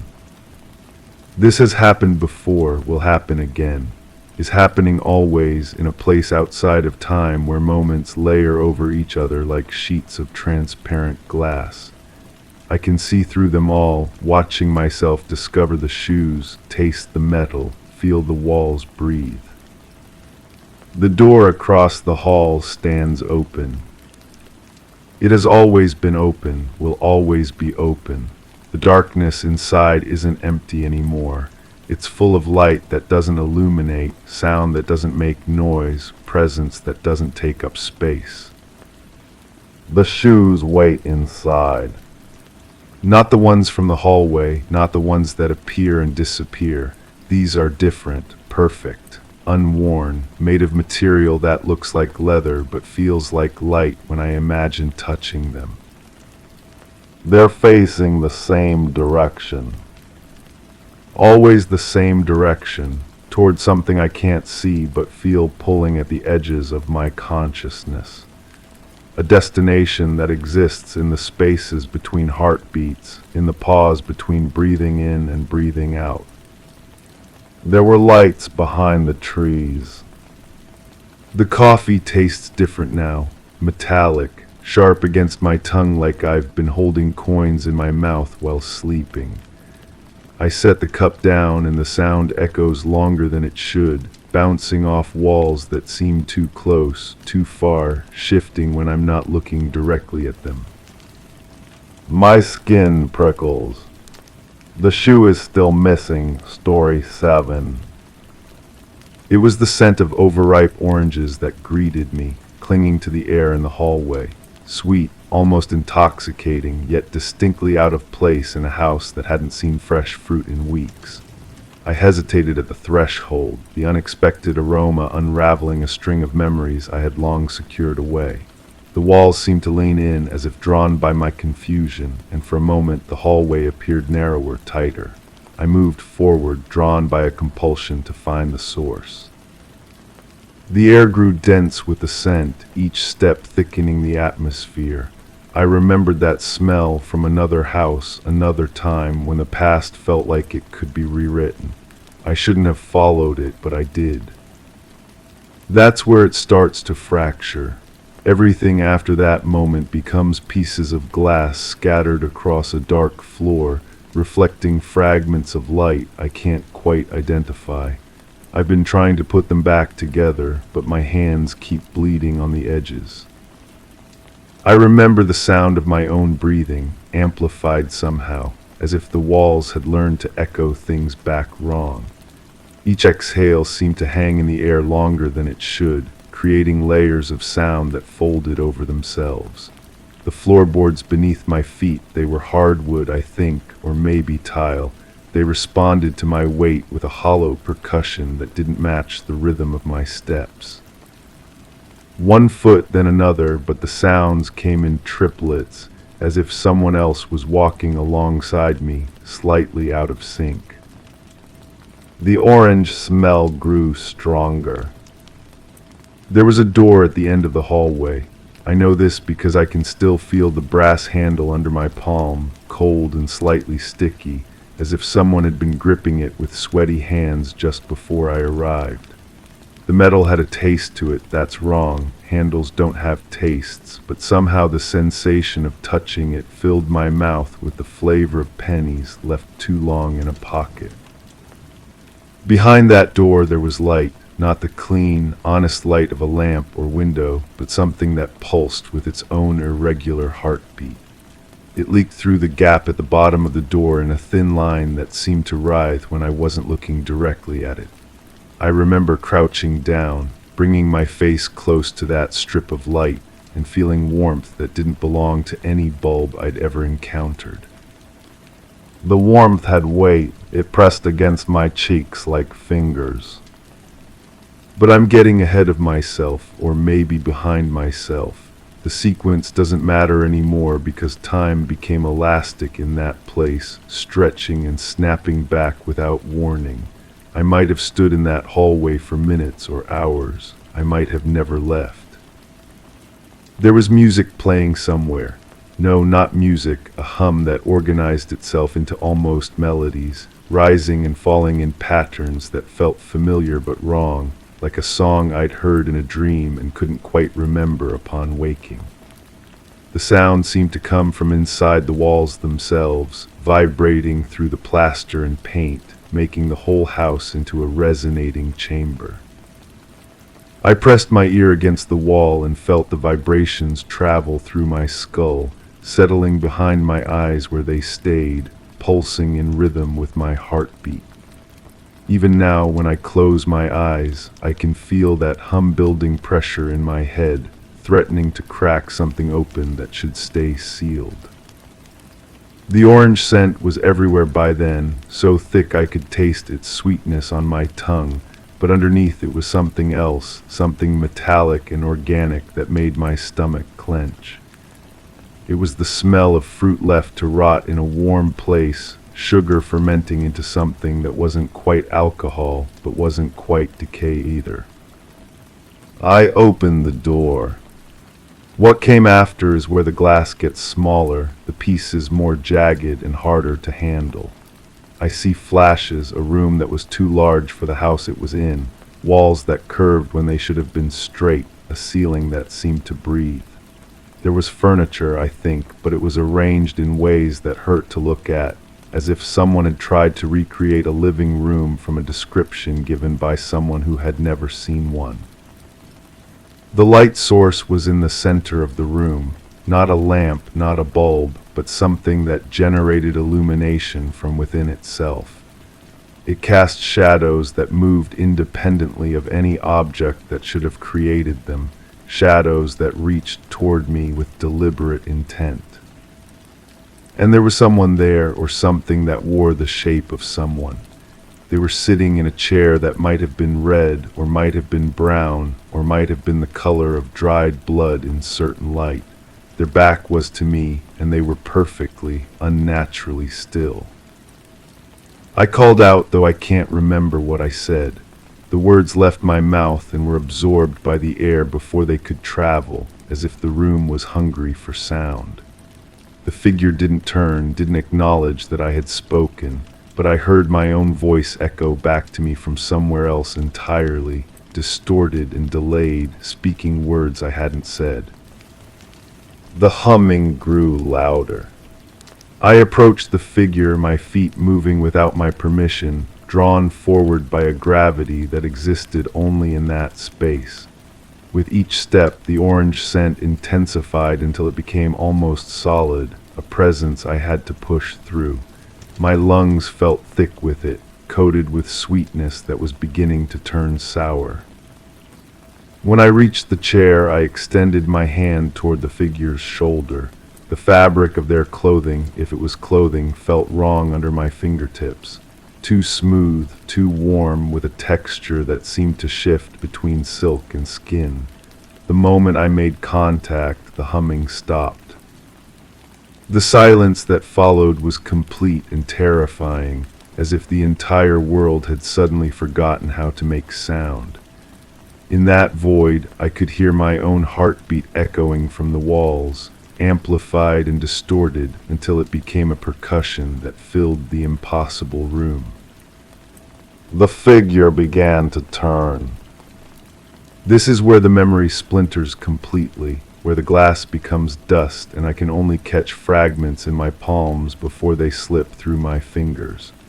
I remember eyes that reflected light like mirrors, showing me my own face repeated infinitely, each reflection slightly different, slightly wrong. I remember a smile that was too wide, containing too many teeth, or maybe not enough. I remember running. The hallway stretched as I fled, becoming longer with each step, the orange scent pursuing me like a living thing.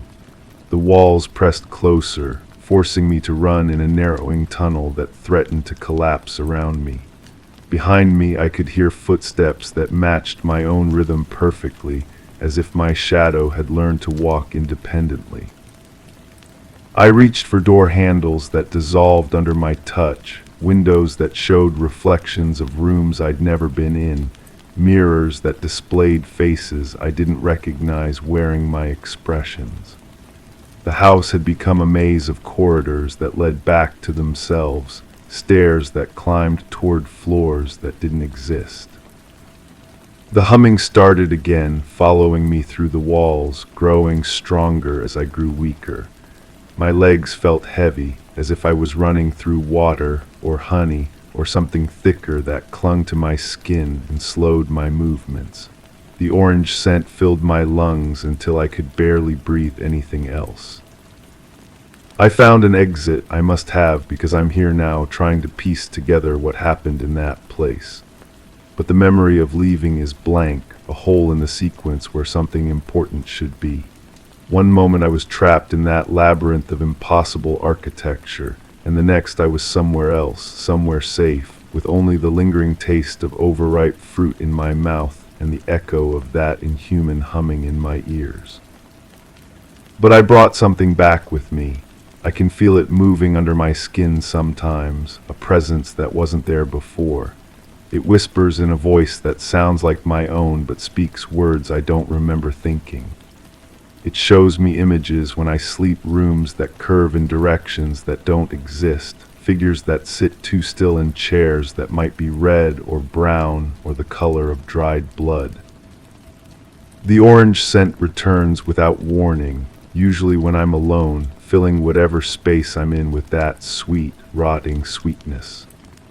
When it comes, I hear the humming again, not from outside but from inside my own head, vibrating through my skull until my teeth ache and my vision blurs. I've tried to convince myself it was a dream, a hallucination brought on by stress or illness or some chemical imbalance in my brain. But dreams don't leave physical traces, and I can still feel the residue of that place on my skin, a film that no amount of washing can remove. I can still taste the metallic sweetness on my tongue, still feel the weight of that impossible light pressing against my face. Sometimes I catch myself humming the same melody that filled the walls of that house, organizing sound into patterns that feel familiar but wrong. When I realize what I'm doing, I stop, but the tune continues in my head, playing on a loop that I can't break. I've started avoiding mirrors because the reflections don't always match my movements. There's a delay sometimes, a split second where my reflection acts independently before snapping back into synchronization. In those moments, I see something in my reflected eyes that doesn't belong to me, a depth that wasn't there before. The figure in the chair visits my dreams now. They still sit with their back to me, perfectly still, but I know they're aware of my presence. I approach them with the same involuntary steps, drawn by the same impossible gravity, and each time I get a little closer to seeing their face when they turn. I'm afraid of what I'll see when that moment comes. I'm more afraid that I already know. The orange scent is getting stronger. It appears more frequently now, lasting longer each time, as if whatever I encountered in that place is growing stronger, more confident in its ability to reach across the distance between there and here. Sometimes I wake up with the taste of overripe fruit so strong in my mouth that I gag, rushing to the bathroom to spit out saliva that looks normal but feels thick and sweet. I've been writing this down, trying to capture the fragments before they slip away entirely, but the words keep changing when I'm not looking. Sentences rearrange themselves, new phrases appear in handwriting that looks like mine but feels foreign. The story wants to tell itself differently, wants to reveal things I'm not ready to know. The humming is constant now, a low vibration that lives in the space behind my thoughts. It's growing stronger, more complex, developing harmonies that suggest other voices joining the chorus. Sometimes I think I can almost understand what it's trying to communicate, but the meaning dissolves the moment I try to focus on it. I know I'm running out of time. Whatever I brought back from that place is becoming more active, more present. It's learning how to use my voice, how to move my hands, how to look out through my eyes at this world it's never seen before. The orange scent is here now, filling the room as I write these final words. The walls are beginning to curve, the angles of the furniture shifting into configurations that hurt to perceive. I can hear footsteps in the hallway outside, matching the rhythm of my heartbeat perfectly. Something is turning around to face me. I can feel it happening again. The memories are becoming real, bleeding through the barrier between then and now. The figure in the chair is standing up, and I finally understand why I could never remember leaving that place. I never did, Story 8. I mentioned I'd only stayed on the ground floor, that the rain had kept me near the entrance, away from anything more. They seemed satisfied, jotting notes in rhythm with the drizzle outside, yet the damp scent of old wood lingered on my fingertips, stubborn and telling. The stairs had creaked a note that still echoed in my mind, carrying the weight of untold steps. A slight drift brushed my cheek with the chill of an unwelcome memory. The hallway light flickered, casting shadows that knew my path. I didn't mention the door half ajar or the coat beside it, but the mud was drying on my shoes. There's this sound, it comes back to me at random moments, usually when I'm washing dishes or folding laundry. A mechanical whirring, like something spinning too fast, trying to find its balance. The pitch would rise and fall, rise and fall. Sometimes it felt like it was coming from inside the walls, other times from inside my own head. The metal taste would flood my mouth whenever I heard it, sharp, like I'd bitten my tongue, but I hadn't. My hands would start trembling, and I'd have to grip the counter until my knuckles went white. The sound never lasted long enough for me to locate it, just long enough to make my skin crawl. I wasn't alone in that place. I know this with the same certainty I know my own name, but I can't tell you how I know. Maybe it was the way the air moved differently in certain spots, creating pockets of warmth that shouldn't have existed. Maybe it was how my peripheral vision kept catching movements that vanished the moment I turned my head. The floorboards would settle behind me with the weight of footsteps that weren't mine. I'd pause, listening, but the silence that followed felt occupied, inhabited. Like someone holding their breath, waiting for me to continue walking. My shadow seemed wrong somehow, too long or too short, never quite matching my movements. The feeling of being watched pressed against my back like a physical weight. My thoughts got tangled up there. Simple things became impossible. I'd reach for a door handle and forget why I needed to open the door. I'd start walking towards something important, something I needed to see, and find myself in a completely different room with no memory of changing direction. Words felt foreign in my mouth. I'd try to speak and hear my voice coming from somewhere else, delayed by a half second that made everything feel wrong.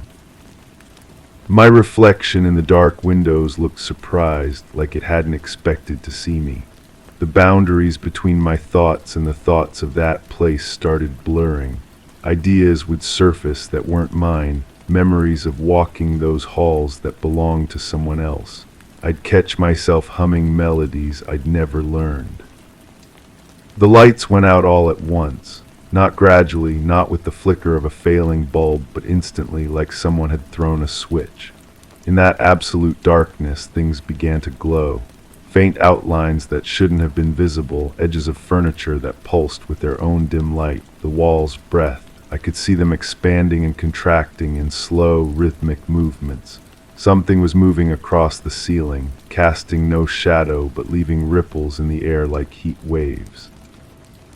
The temperature dropped so suddenly I could see my breath, small clouds that hung in the air longer than they should have.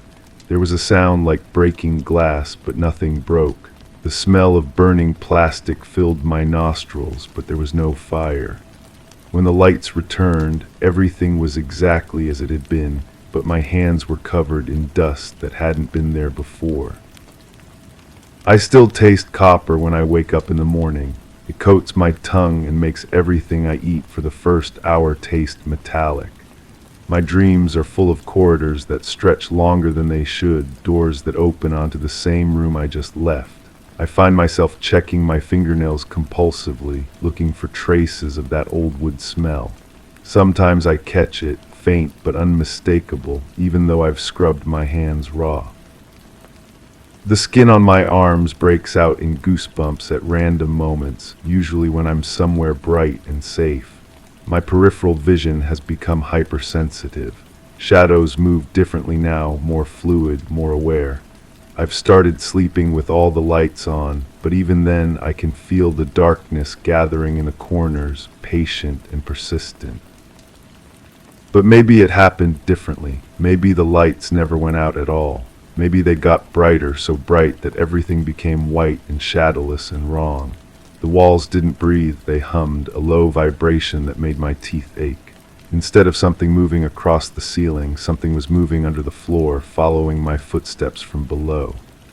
The cold wasn't sudden, it seeped in gradually, starting at my feet and climbing up my legs like rising water.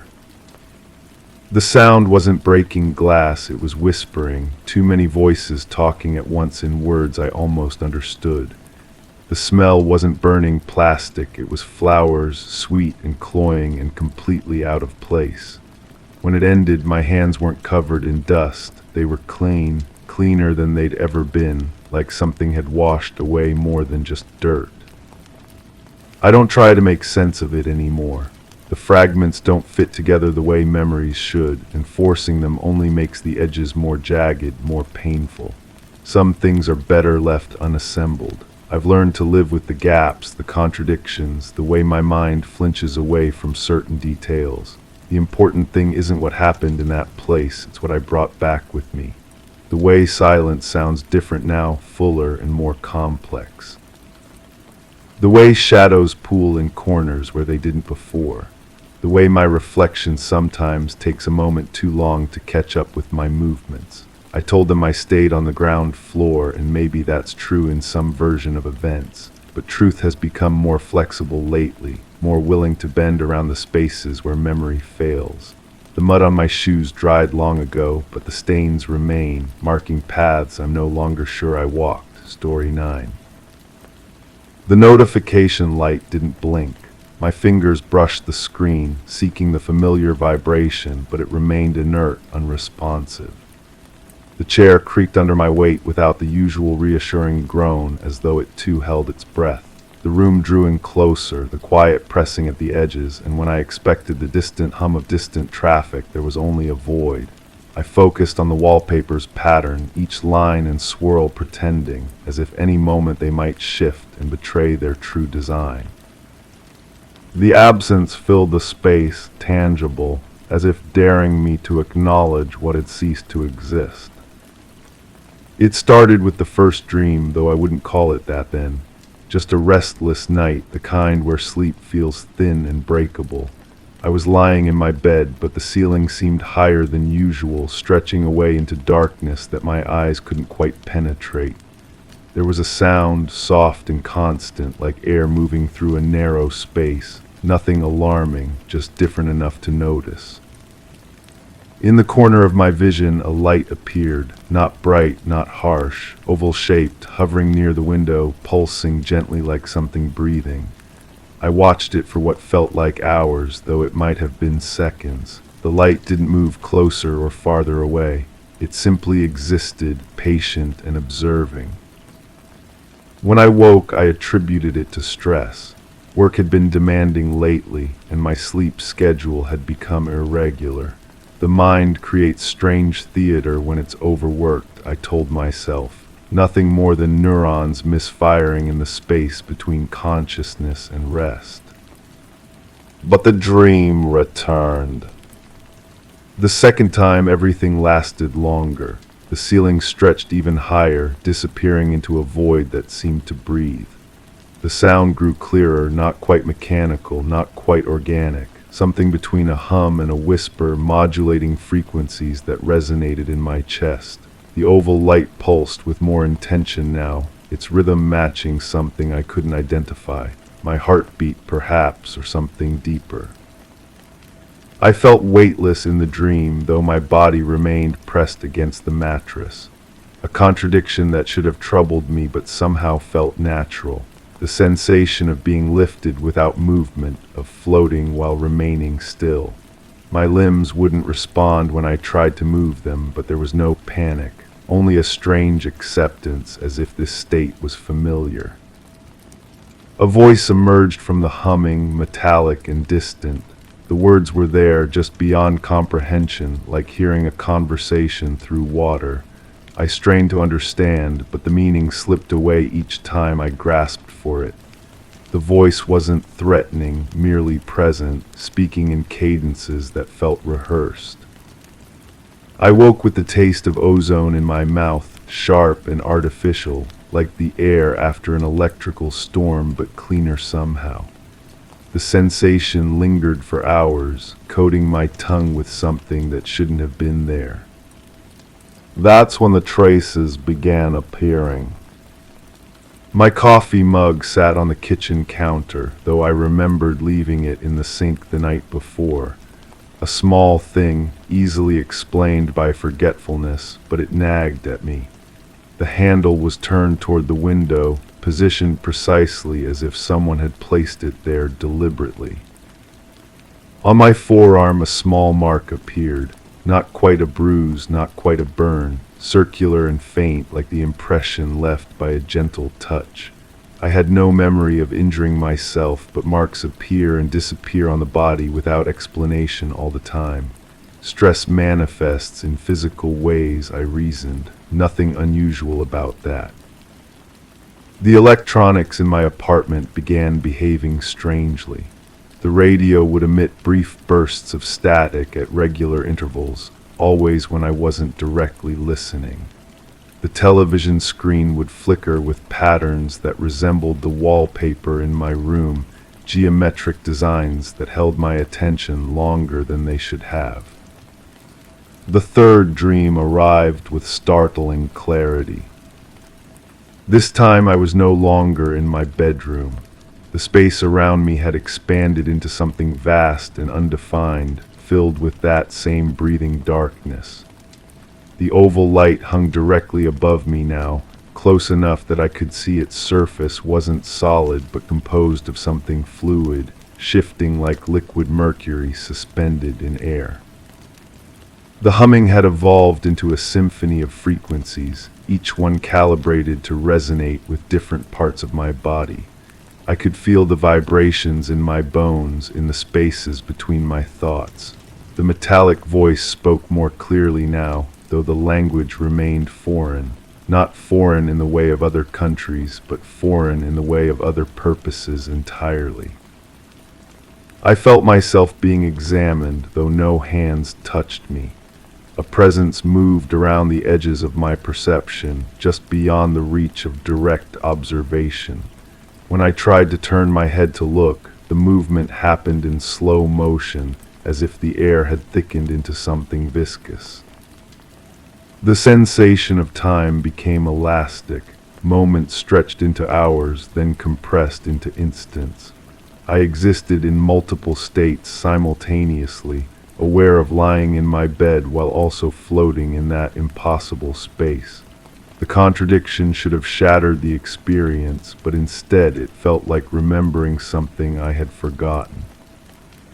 When I woke, the morning felt borrowed, not quite mine, as if I had stepped into someone else's routine. The coffee mug was back in the sink, but now there were two of them, though I owned only one. The second mug was identical in every way except for a small chip on the rim that mine had never possessed. The mark on my forearm had faded, but a new one appeared on my shoulder blade in the exact same circular pattern. This time, the skin around it felt sensitive to temperature changes, registering heat and cold more acutely than the surrounding area. My reflection in the bathroom mirror seemed delayed, lagging behind my movements by fractions of seconds. I would turn my head, and the reflection would follow a moment later, as if the mirror were showing me something recorded rather than real time. The dreams began bleeding into my waking hours. I would be sitting at my desk, focusing on work, when the humming would start, soft at first, barely audible, but growing in intensity until it filled my head completely. No one else seemed to hear it. When I asked colleagues if they noticed any unusual sounds, they looked at me with the blank expressions people wear when they think you're asking about something that doesn't exist. The oval light appeared during daylight hours, hovering just outside my peripheral vision. When I turned to look directly at it, nothing was there, but the afterimage remained burned into my retinas, a gentle pulsing that matched the rhythm I remembered from the dreams. I began losing track of conversations mid-sentence, finding myself in rooms with no memory of walking there. Hours would pass in what felt like minutes, leaving gaps in my day that I couldn't account for. I would discover notes written in my handwriting, containing symbols that looked familiar but conveyed no meaning I could consciously access. The electronic interference intensified. My phone would display messages that disappeared when I tried to read them, leaving only the impression of text in a language that shifted between familiar and impossible. The screen would show my face during calls, but the features weren't quite right, as if someone had adjusted the proportions by degrees too small to identify but significant enough to notice. Sleep became indistinguishable from waking. I would close my eyes and immediately find myself in that breathing darkness, surrounded by the symphony of calibrated frequencies. The metallic voice spoke with increasing urgency, though the meaning remained just beyond comprehension. I began to suspect that understanding wasn't the point. The voice was performing some other function, marking something, cataloging something, preparing something. The presence that moved around the edges of my perception grew bolder, approaching closer to the center of my awareness. I could sense its attention like weight pressing against my thoughts, examining not just my body but the patterns of my thinking, the structure of my memories. I started to question whether these were dreams at all. The experiences possessed a consistency that dreams typically lack. Every detail remained constant across multiple visits to that impossible space. The oval light always hung in the same position, pulsing with the same rhythm. The humming followed identical patterns of modulation.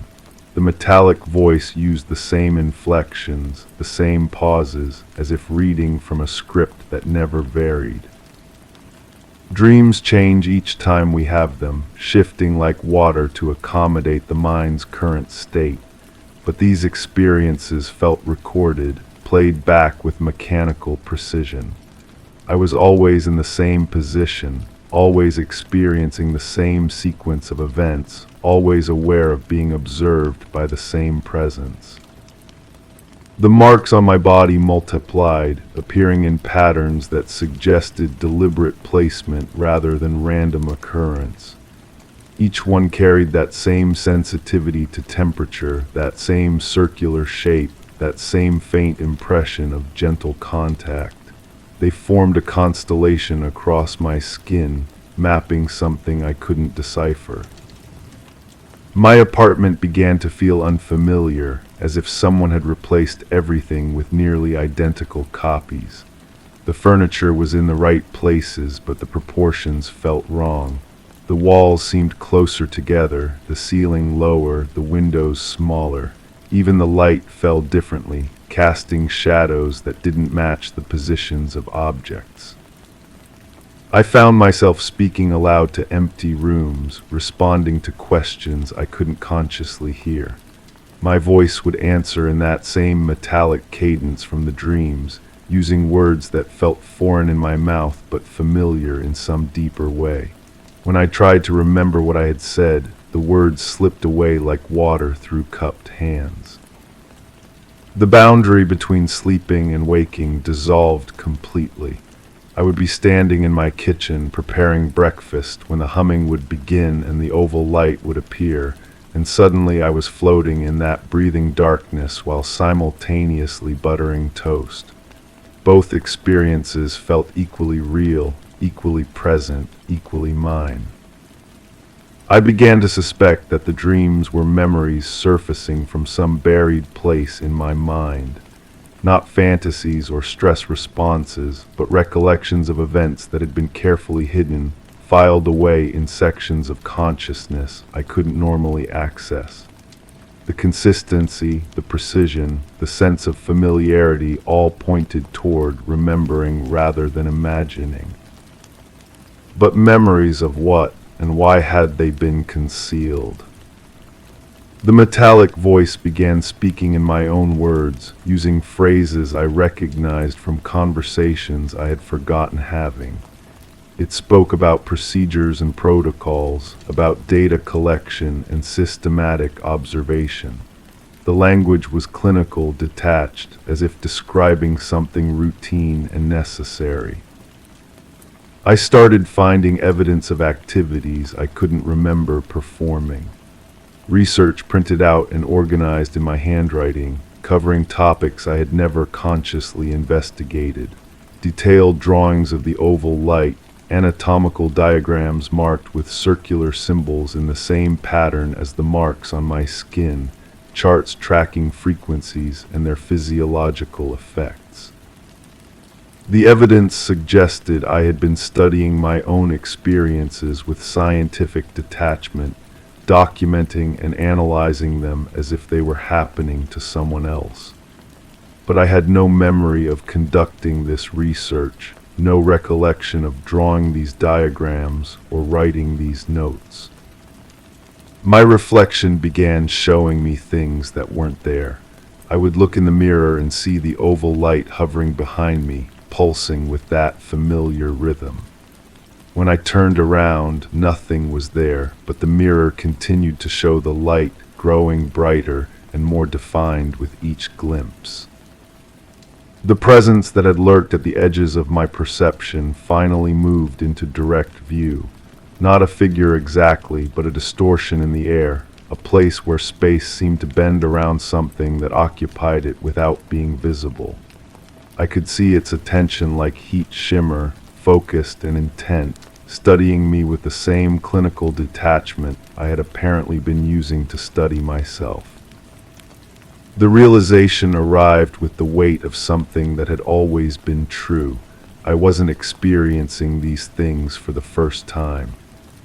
They had been happening for longer than I could remember, and I had been participating in my own observation, documenting my own responses, collaborating in my own study. The dreams weren't returning memories. They were ongoing experiences that I was being allowed to remember in fragments, small pieces of a larger process that continued whether I was conscious of it or not. Tonight I lie in bed waiting for the familiar sequence to begin. The ceiling stretches away into breathing darkness, and the sound starts soft and constant, like air moving through a narrow space. The oval light appears in the corner of my vision, pulsing gently like something breathing. But this time, something is different. When I reach up to touch the light, expecting my hand to pass through empty air as it always has, my fingers make contact with something solid and warm. The surface yields slightly under pressure, responding to my touch like living tissue. The metallic voice speaks my name, though I never told it what I was called. Story 10. The initial assessment showed all windows latched securely. Furniture placement appeared untouched, with chairs aligned to the dining table and the sofa free of debris. A calendar on the wall noted dates without any markings beyond printed numbers. In the kitchen, utensils were stowed correctly, though a single plate remained on the countertop, devoid of residue.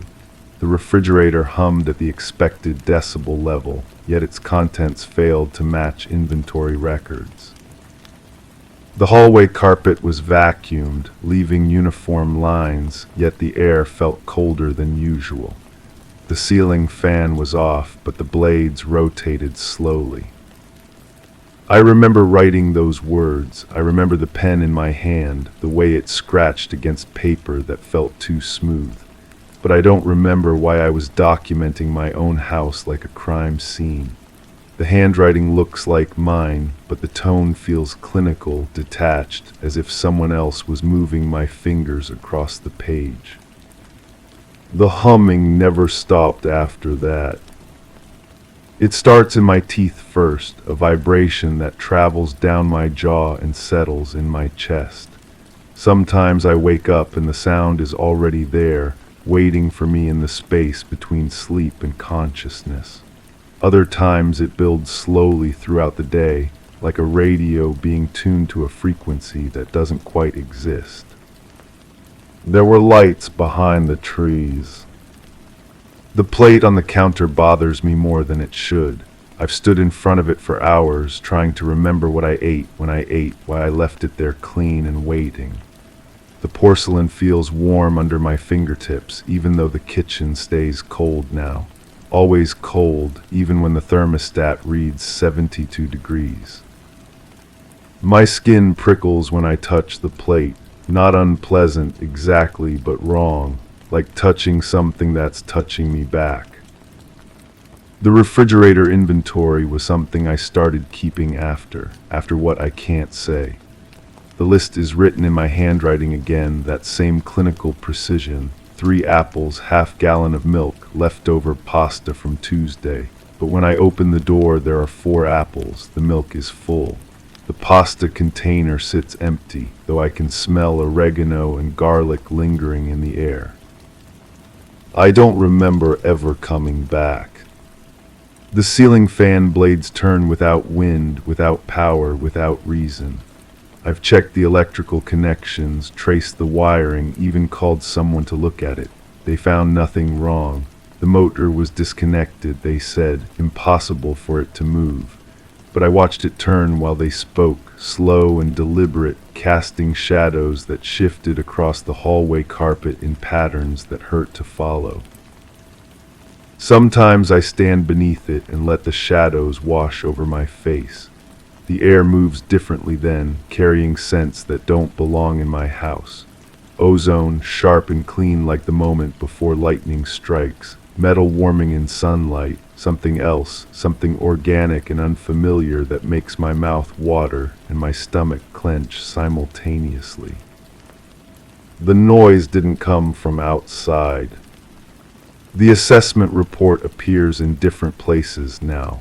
Sometimes folded in my jacket pocket, sometimes tucked between pages of books I don't remember reading. Once I found it taped to the bathroom mirror, though the adhesive left no residue when I peeled it away. Each time, new details appear in the margins, written in that same detached handwriting that belongs to me but doesn't feel like mine. The subject displayed signs of temporal displacement. Electromagnetic readings exceeded baseline parameters. Memory consolidation appears compromised.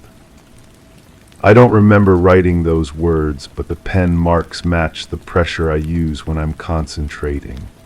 The ink is the same blue-black I've used for years, but the knowledge feels borrowed, like information planted in soil that was never meant to grow it. The hallway stretches longer at night. I've counted my steps from the bedroom to the kitchen, 14 during the day, sometimes 23 after midnight. The carpet pattern shifts too, those vacuum lines reforming into spirals that draw my eyes inward until I have to look away or risk losing myself in their geometry. My feet know the path even when my eyes don't trust it. Muscle memory guides me through darkness that feels thicker than it should, past walls that seem to breathe with a rhythm just slightly off from my own heartbeat. The air tastes different in that stretched space, metallic and sharp, like licking a battery or standing too close to power lines. There were lights behind the trees, but I lived in the city then. The memories surface in fragments, puzzle pieces that don't fit the picture I thought I was assembling. I remember trees, tall and dense, their branches creating a canopy that blocked out stars I shouldn't have been able to see from my apartment. I remember the smell of earth and decomposing leaves, though my building sits surrounded by concrete and steel. I remember walking between those trees, my bare feet sinking into soil that felt warm despite the cool air. The humming was louder there, not just in my teeth, but surrounding me, coming from the ground and the sky and the spaces between leaves. It felt like being inside a tuning fork, every cell in my body vibrating in harmony with something vast and patient. The light came through the branches in shafts that moved independently of any wind, too white, too pure, like looking at the sun through water. It didn't hurt my eyes the way light should.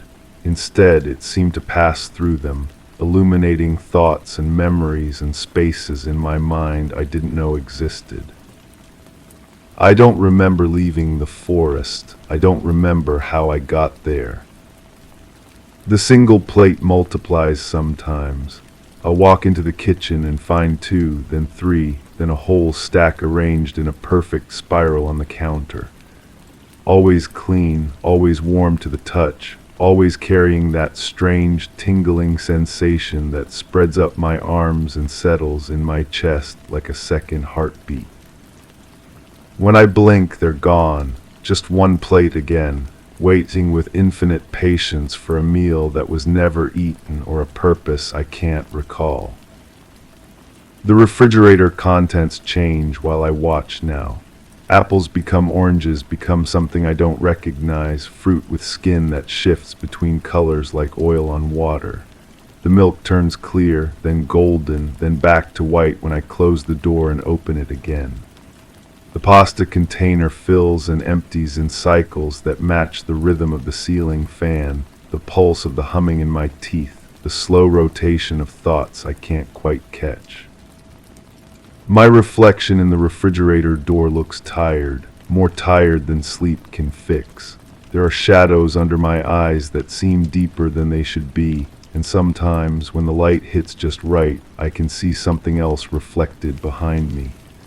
Not quite a person, not quite a shadow, but a presence that turns away whenever I try to focus on it.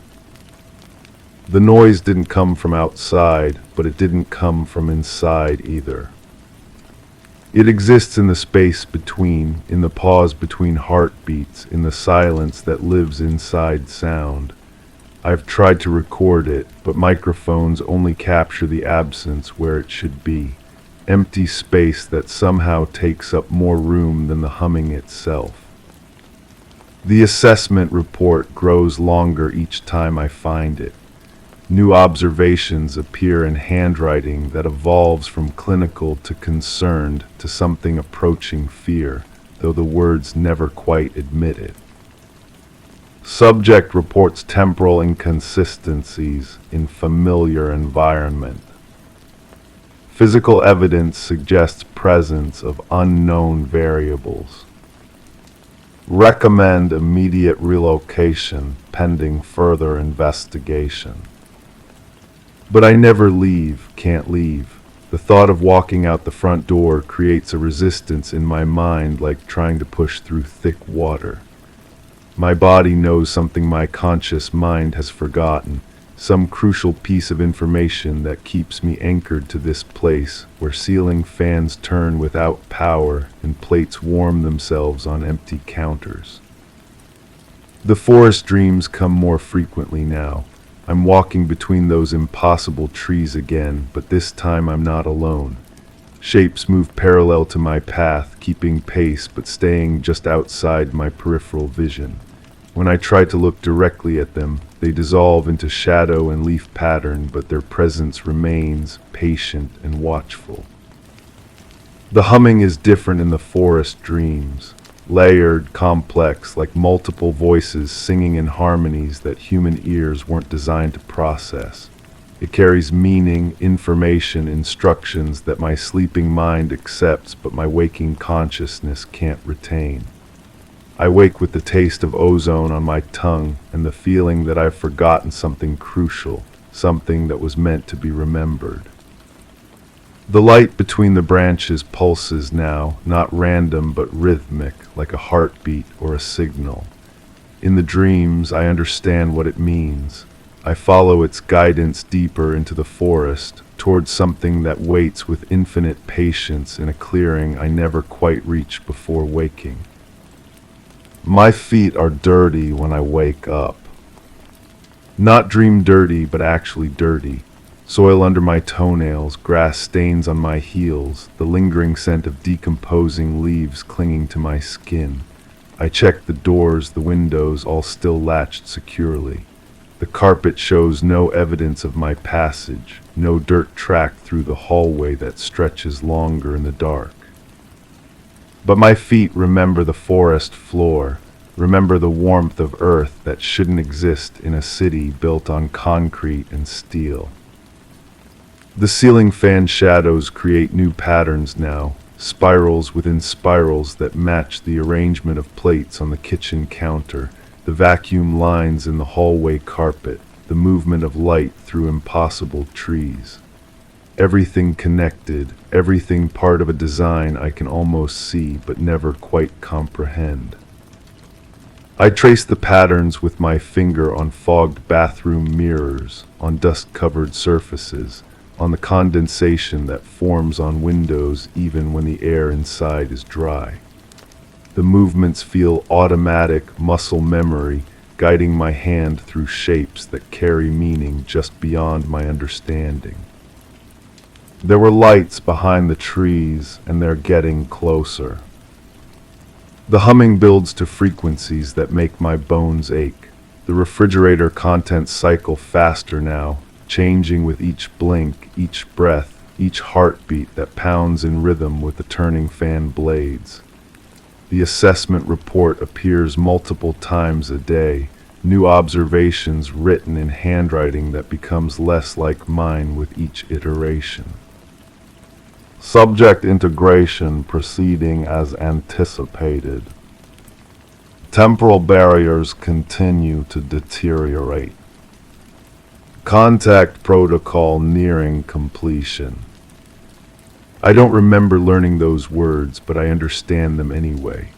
Knowledge that feels downloaded rather than learned. Information that bypasses my conscious mind and settles directly into my cells, my DNA, the spaces between thoughts where the humming lives and grows. The plate on the counter isn't waiting for food anymore. It's waiting for me. I can feel its pull, gentle but insistent, like gravity or magnetism or something else entirely. When I touch it now, the tingling spreads through my entire body, and for a moment I can see through different eyes, hear through different ears, understand through a mind that encompasses more than the small space inside my skull. The forest isn't a dream, the city isn't real.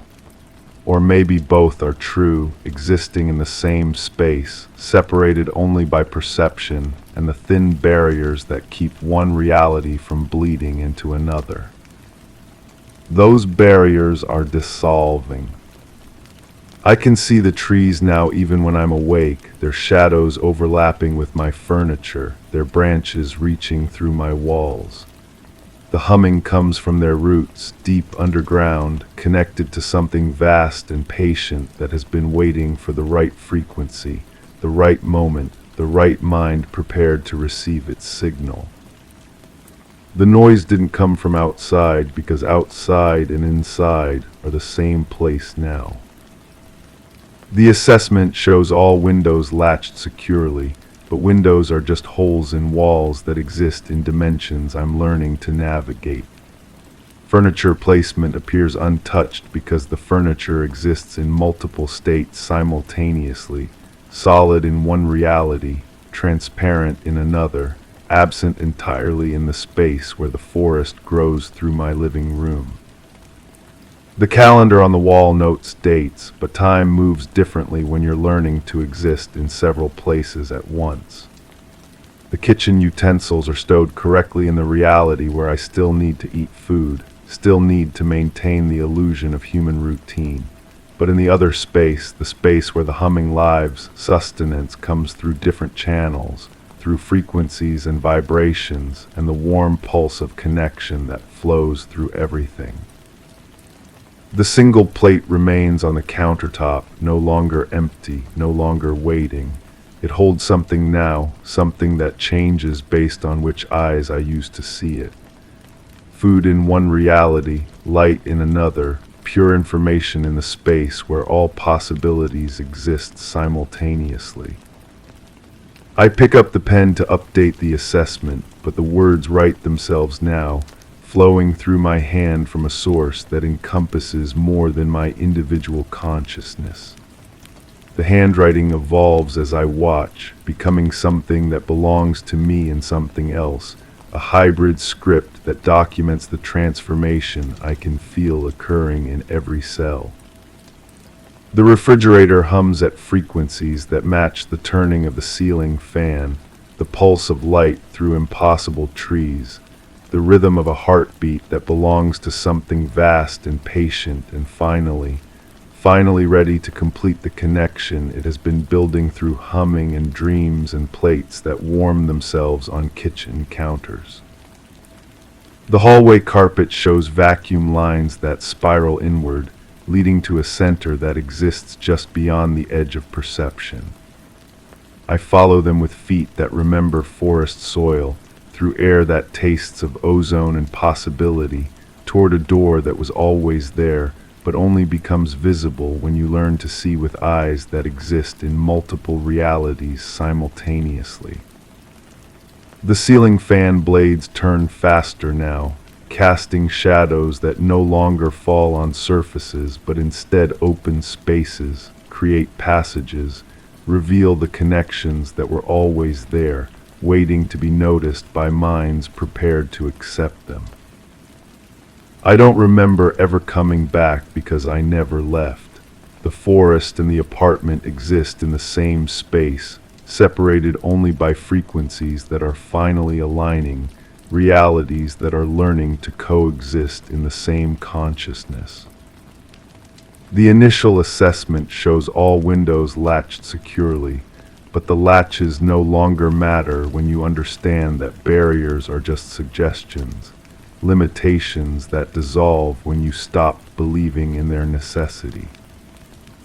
The humming builds to a crescendo that encompasses everything, every heartbeat, every breath, every thought that has ever existed or ever will exist.